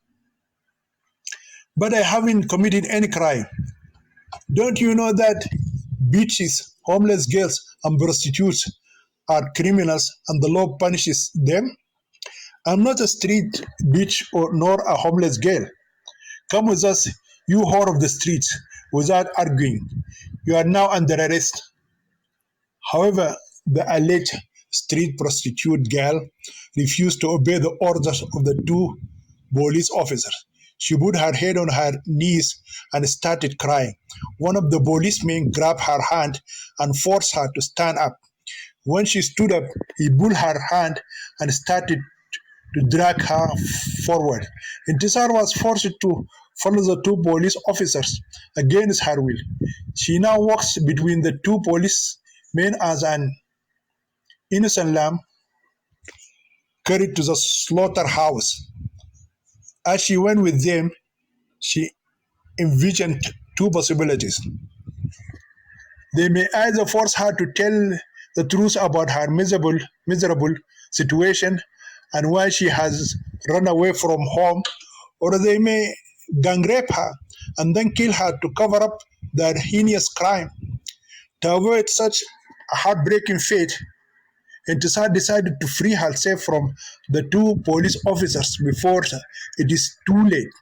She looked at them and noticed that one of them is fat and the other is obese, and both have huge and heavy bodies. So Intisar figured if she could escape from both of them, neither of them would follow her or catch her. But she noticed that the road they were walking was crowded with people. She understood that if she ran away, other people might catch her and hand her over to the two police officers. Therefore, she waited until they took her to a road that was clear of pedestrians and cars in all four directions. When she saw that there was no one along the road around, she suddenly launched her legs like two rockets that shot off land to ground from between the two fat policemen, and she ran for her honor, her freedom, and her dear life. The two law enforcement officers chased her for a while, but were unable to arrest her. They would stop banting like two old dogs and let her run away from them. The two cops wanted to take her to a lonely place and rape her, but she fled from them. When Intisar realized that the two large policemen had not appeared in her sight, she stopped running and decided to take a break. She rested for a few minutes and continued jogging again. She walked fast for another hour along the river bank and then stopped. She looked around and found herself close to the zoo. The fugitive wife crossed the Nile River Street and stood near the entrance gate. She saw that there was a long line of visitors standing at the gate. In her heart, she wished she could enter the zoo and see the monkey cage, she recalled the bitter experience that a lonely monkey that had, after being separated from its partner in the cage. Intisar felt that she was going through the same bitter experience now. However, she preferred the sad monkey's condition to her now painful separation from her lover Sami and her family. At least the lonely monkey has a safe place to sleep and food to eat. As she contemplated her wretched condition and associated with the life of the sad ape, the sad homeless girl saw a new married couple standing in line with the visitors of the animal garden. Intisar immediately went to them and congratulated them. When she was about to walk away, the happy bride stopped her and said, "Do you mind if I ask you a personal question?" "Not at all," ans- answering the fugitive wife. "When we saw you standing there without your shoes on, we thought you might be a crazy girl. Yet when you came here and so politely congratulated us on our happy marriage, I personally felt the need to ask you the reason for walking barefoot on such a hot day. Is there any good reason why you should punish yourself in this painful self humiliation? Do you grieve while you are mourning the loss of someone very dear to you? I don't want to ruin your happy honeymoon with my tragedy. I'm just a miserable girl. I would be glad if you would not pressure me into speaking more than I have said about myself. Of course, we don't want to pressure you into saying something that isn't a good thing to say. However, if the refusal is due to our honeymoon, we would at least be willing to give you any assistance you may need. I'd be very happy and very grateful to you if you would buy me a ticket to the zoo. Of course, this is a really small thing to ask of us. In order for us to buy you your entry ticket, please come and stand in line with us." With tears running down her cheeks like hot acid, the homeless girl thanked the happy couple and then joined the long line of visitors. The escaped girl spent 5 hours inside the zoo. He spent most of the time sitting alone in the shade of a tree, staring from afar at the lonely monkey in his cage. As she sat, she silently bore many tears upon her miserable condition. She understood that the life of the lonely monkey is much better than hers. At least the single animal has a shelter and food, but she had none of these necessities of life. She became homeless in her own country. Even any Eritrean refugee girl had a better life than her in Sudan. Anyway, at 12:30 a.m. in the afternoon, Intisar heard a loud voice from the muazzin in the Grand Mosque calling the faithful men to perform Friday prayer while standing on the top of the minaret. The fugitive girl immediately stood up, wiped her tears, and walked toward the largest mosque in the triangular capital city of Sudan. It took her 10 minutes to reach the biggest house of God in her country. Then the homeless girl sat outside the mosque compound in a place where the beggars gathered to ask for alms. After long wait and great anxiety, Intisar saw that the devout Muslim men appeared to come in rows from inside the mosque.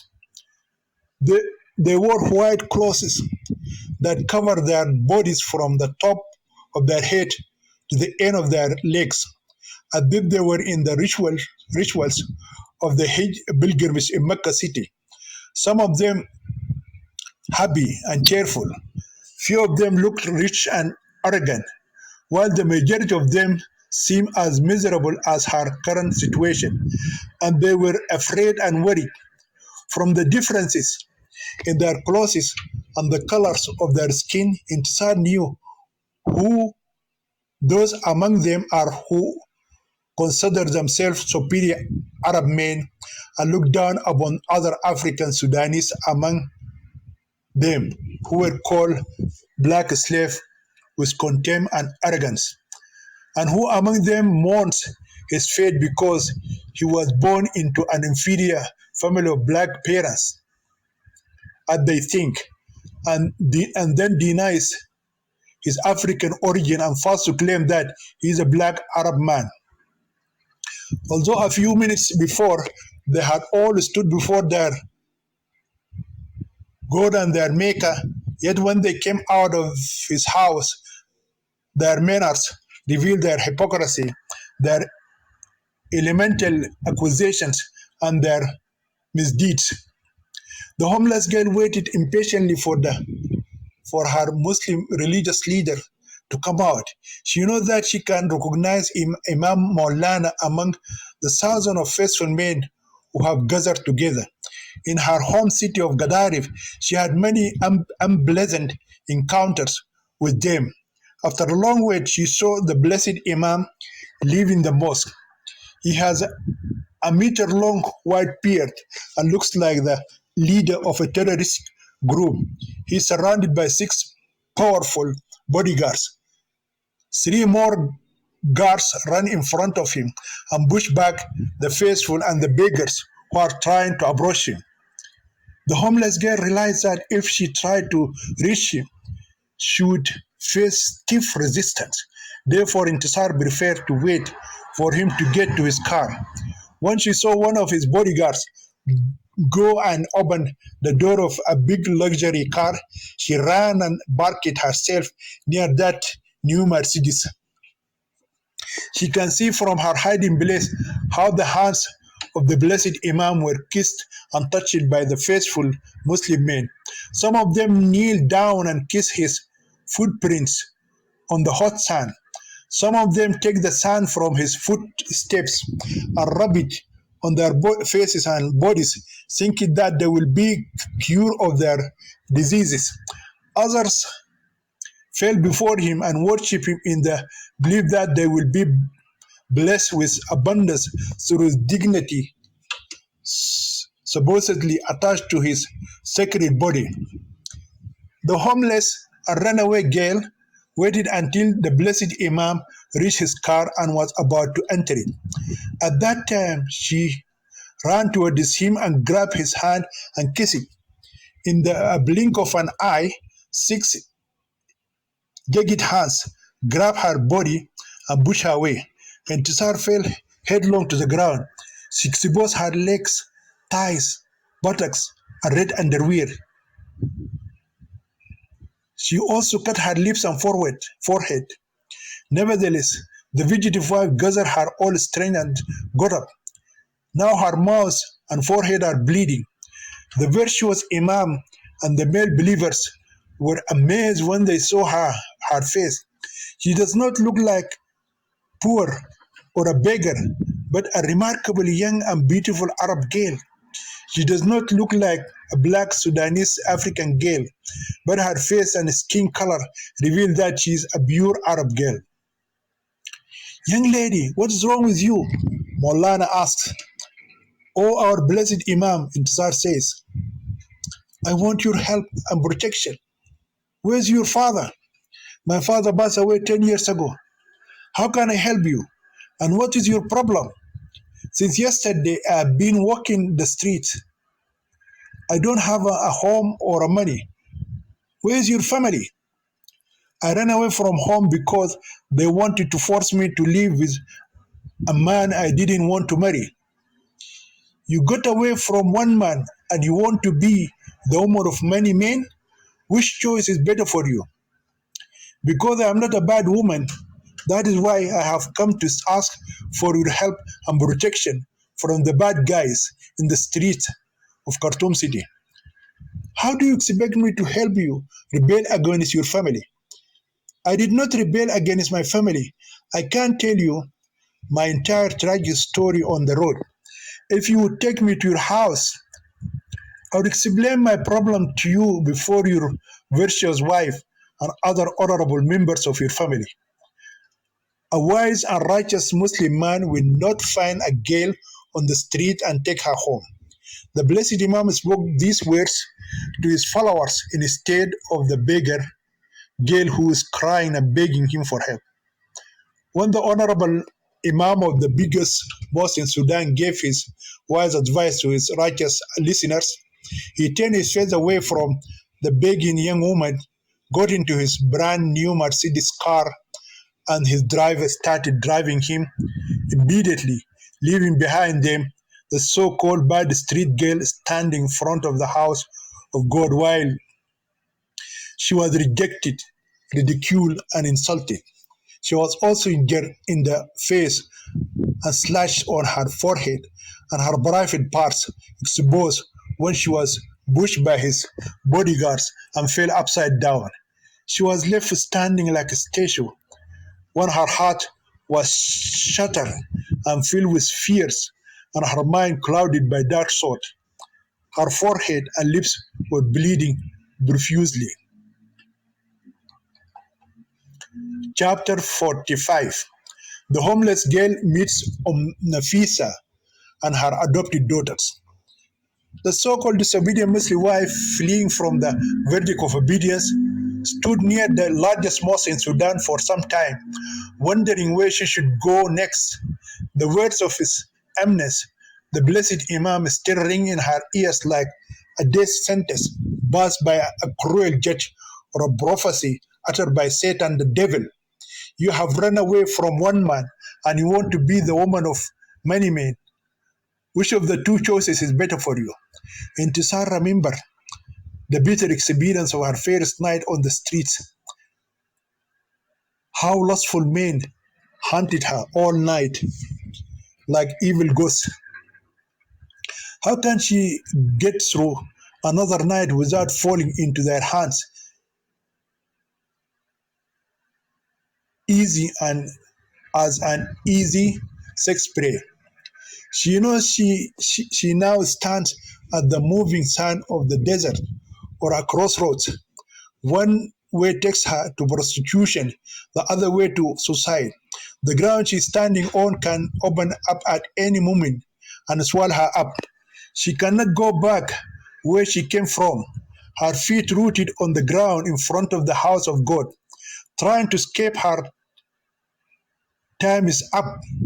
Her life hangs on a thin thread that can cut any moment and plunge her into the deep ocean of despair and suicide.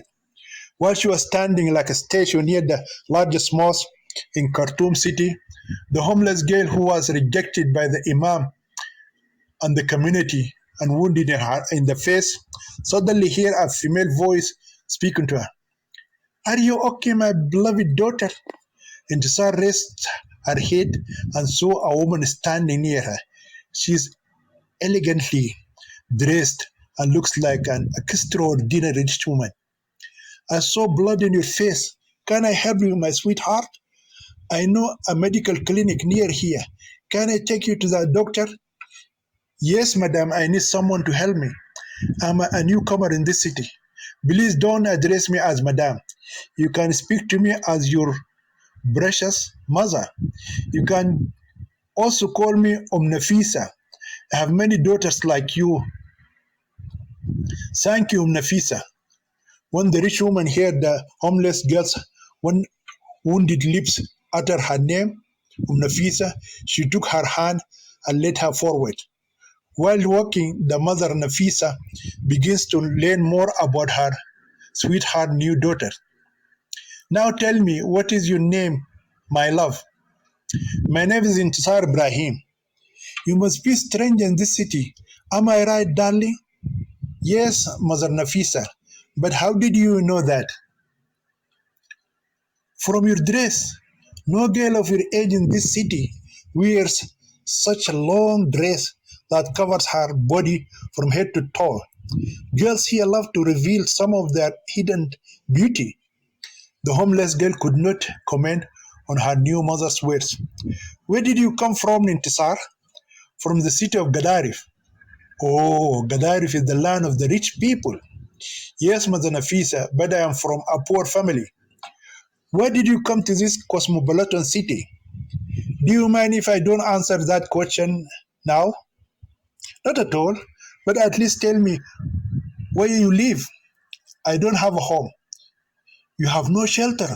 Then where do you spend your nights? Someone stole my bag.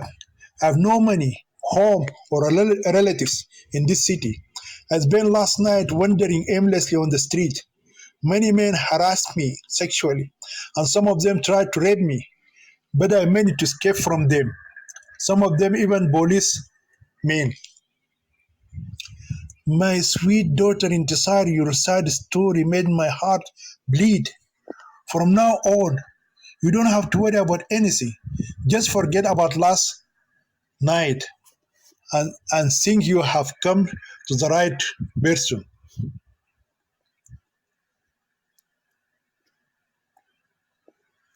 I will solve your problem, my sweetheart. I'll provide you with shelter and food. Thank you, Mother Nafisa, says Intisar happily. Look, my sweetheart, we have arrived at the clinic. Let the doctor treat your wounds first, and then I will take you home. Along the way, the mother Nafisa did not leave the homeless girl's hand. Intisar's heart was touched by her kindness. She liked the good woman, except for the way she chewed her gum. The loving mother chewed her gum in a way that upset her new daughter. Another thing that caught Intisar's attention was the way the rich woman kept looking around as if she was expecting to see someone.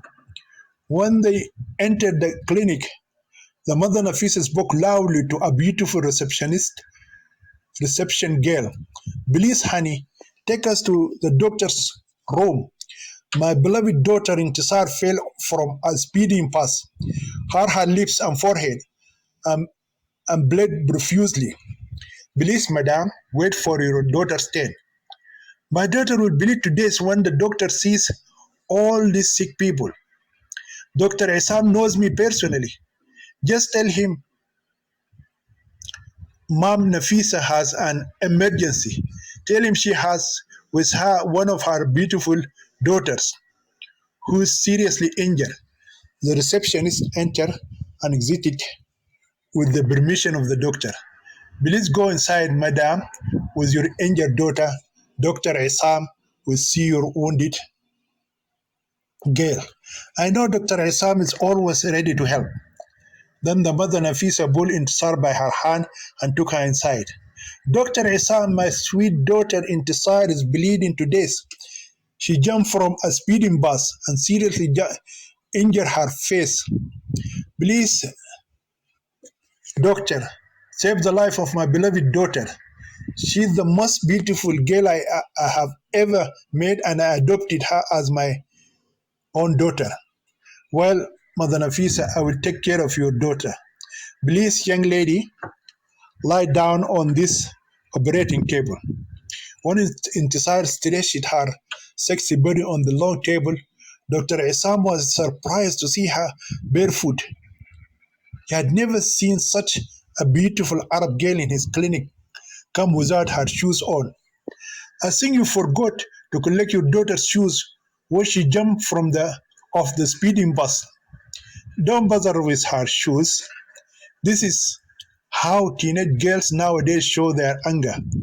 They just love to run away from their homes without putting on their shoes. If they did not quickly escape, their enraged father or brothers would kill them in brutal honor killings. Those stupid Muslim men value their honor more than the lives of their daughters and sisters. In the West, girls sleep with their lovers and get pregnant without marriage. Then they give their illegitimate children to their parents to raise them for them. No one kills them for honor killing, and they do not call their children illegitimate or bastards. Whose unmarried girls did they have sex with and got pregnant here in Sudan? With men or with dogs? Dr. Assam smiled at the strange words of the mother, Nafisa. and shook his head in astonishment. He could not answer her daring question, refute her line of defense of the runaway girls, and her comparison between the girls in the Western countries and in the Muslim world. He just examined Intisar and smiled again. Her wounds are not dangerous at all. They're just small cuts. The bleeding has already stopped. After that, the doctor cleaned the wounds and put some medicine on them. I don't think she needs to come back again. The mother Nafisa opened her handbag, took out some money from her purse, and handed it to the doctor. This doubled what I usually receive from my patients. Don't care about that. You deserve more than the little money I gave you. Once again, the homeless girl was touched by the kindness and generosity of her new mother. She finally felt that she had found the right woman who would give her a good shelter. Then the tender mother took her new daughter by the hand and led her out of the clinic. When they got outside, she stopped the ferry's taxi driver who came in their way. The kind mother told her new daughter to get into the taxi ferry. Then she entered and sat next to Intisar. Please, taxi driver, take me with my beloved daughter to the area near the tombs of the Awlad Sherfi. Inside the taxi, the homeless girl is the one that started talking. I don't know how to thank you, Mother Nafisa, for the good you have done for me. I did not do anything. Anyone who saw you while you were bleeding profusely from your lips and forehead would have helped you too. However, I find you to be incredibly special woman, mother. Thank you, my sweet daughter. Intisar remained silent for a while and then started talking again to her kind and loving mother. Mother Nafisa, yes, my sweet Nasora. By the way, I always like to give my daughter a cute nickname. You said you have many daughters. Doesn't your husband object to you taking me to your house? After all, you didn't know me before. You found me on the street. You are wrong, my love. I'm a widow. I lost my husband 10 years ago. I'm also a childless woman. These girls are not my real daughters. Like you, they are girls who are either homeless or fleeing from their families who tried to kill them in honor killings.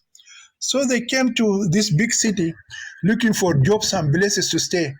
I found them wandering the streets homeless, and then I adopted them as my daughters. After that, I helped them find a place to live in and work.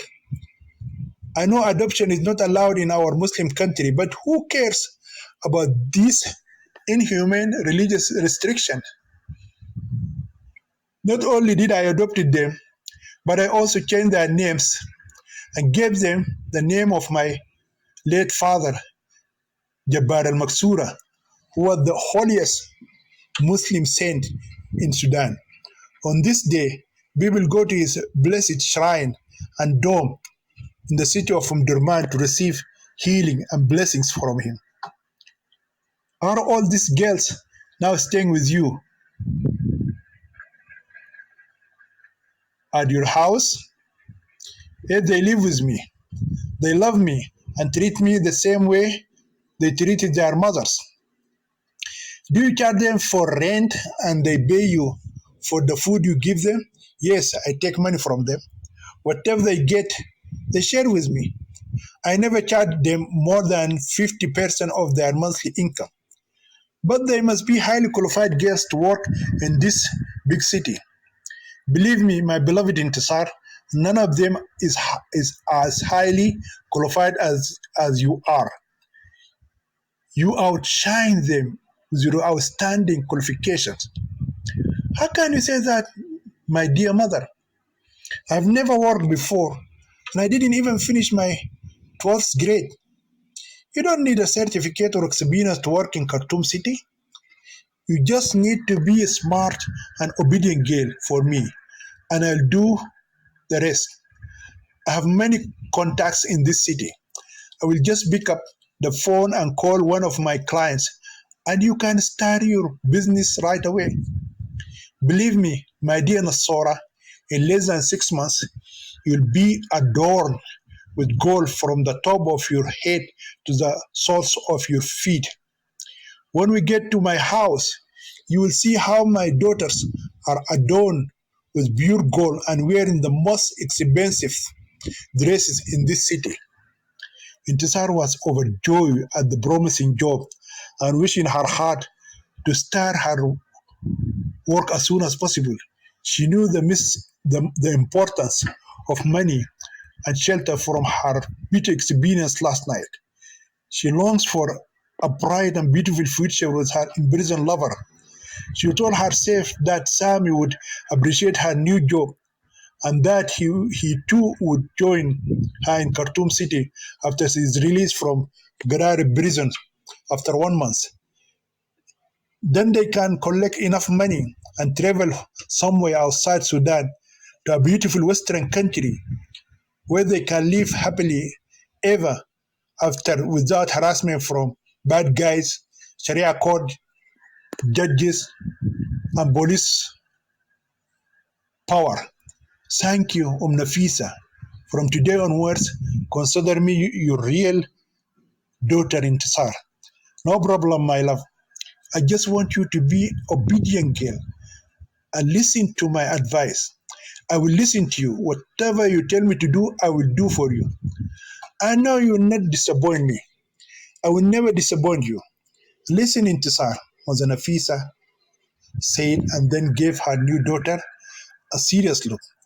I knew your problem more than you told me. What did you know about me?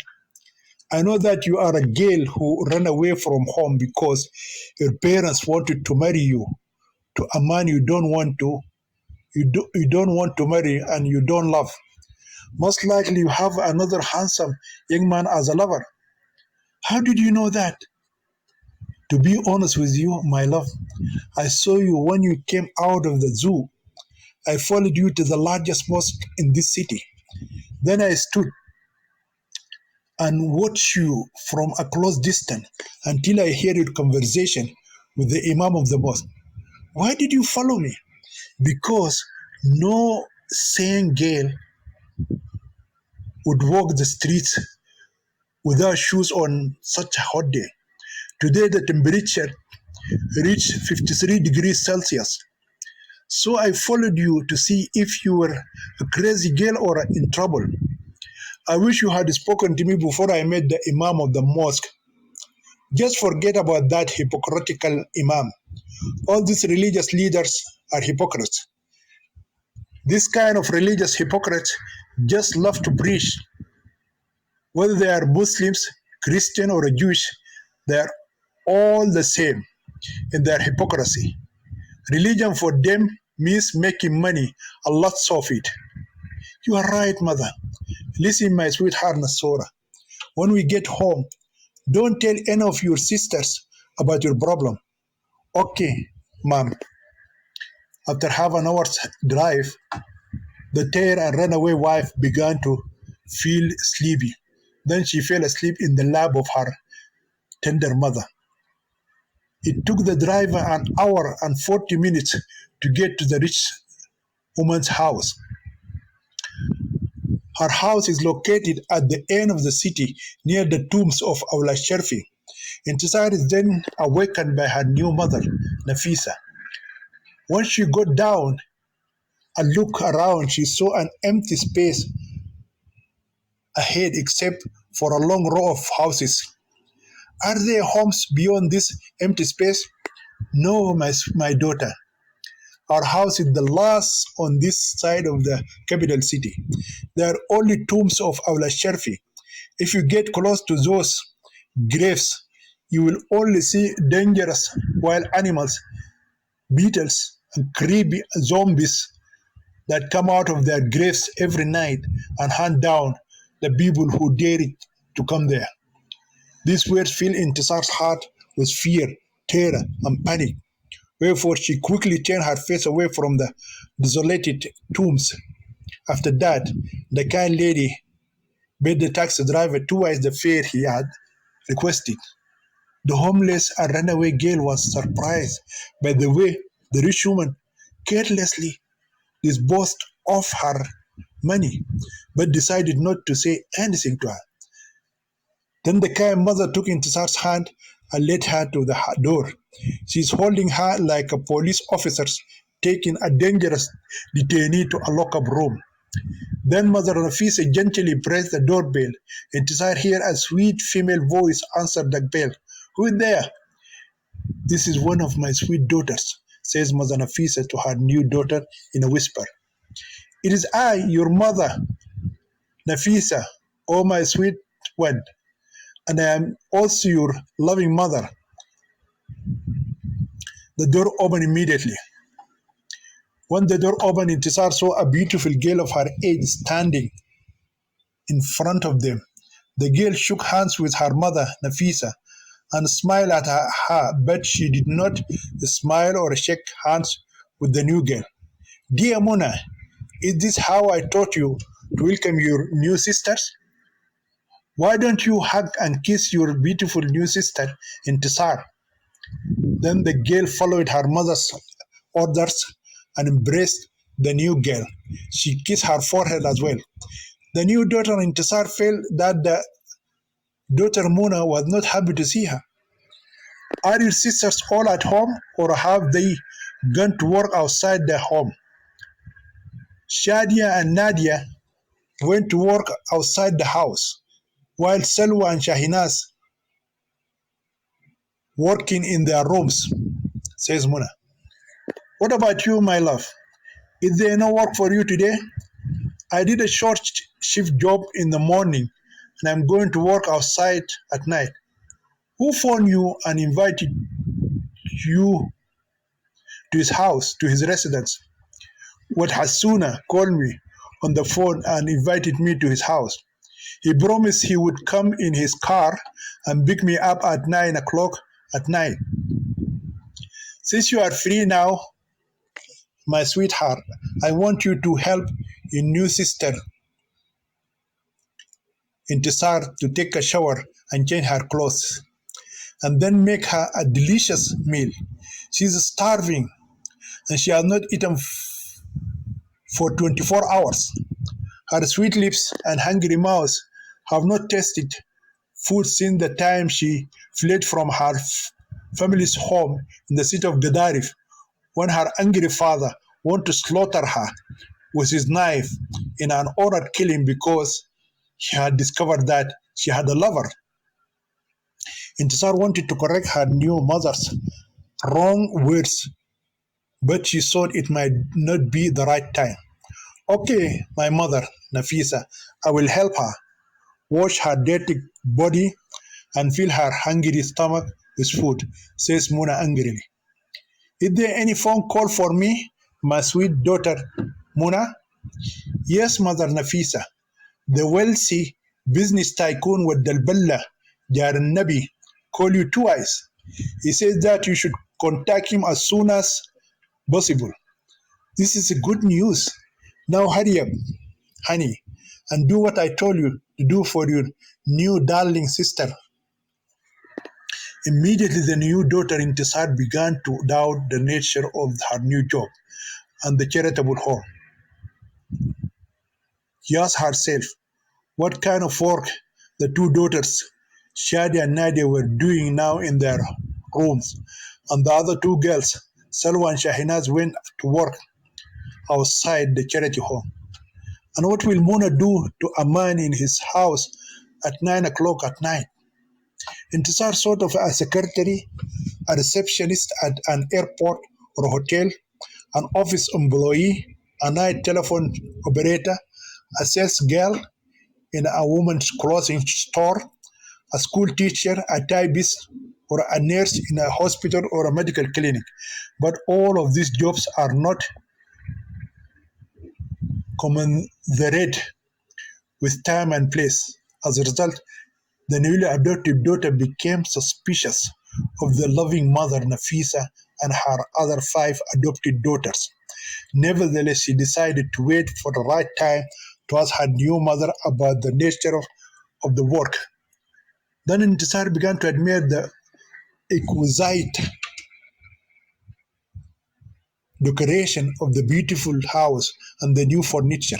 Everything looks new and shiny. The armchairs, the glass tables, the lights, the chandeliers, the bed spreads, the pillows, the picture on the walls, the artificial flowers, the long sofas, and the red carpet. After that, her eyes turned to Muna's gold jewelry, the expensive dress, and the beautiful shoes.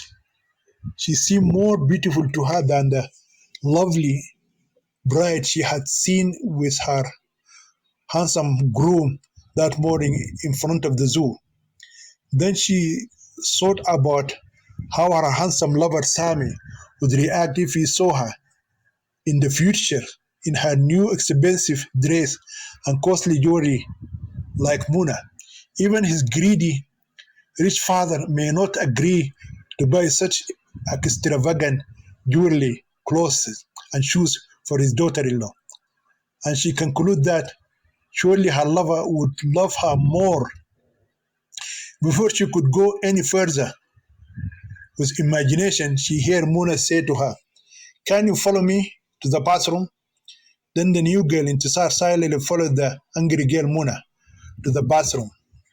As she walks, the runaway wife's head spins in all directions like a table fan, want to see all the beauty of the house at once.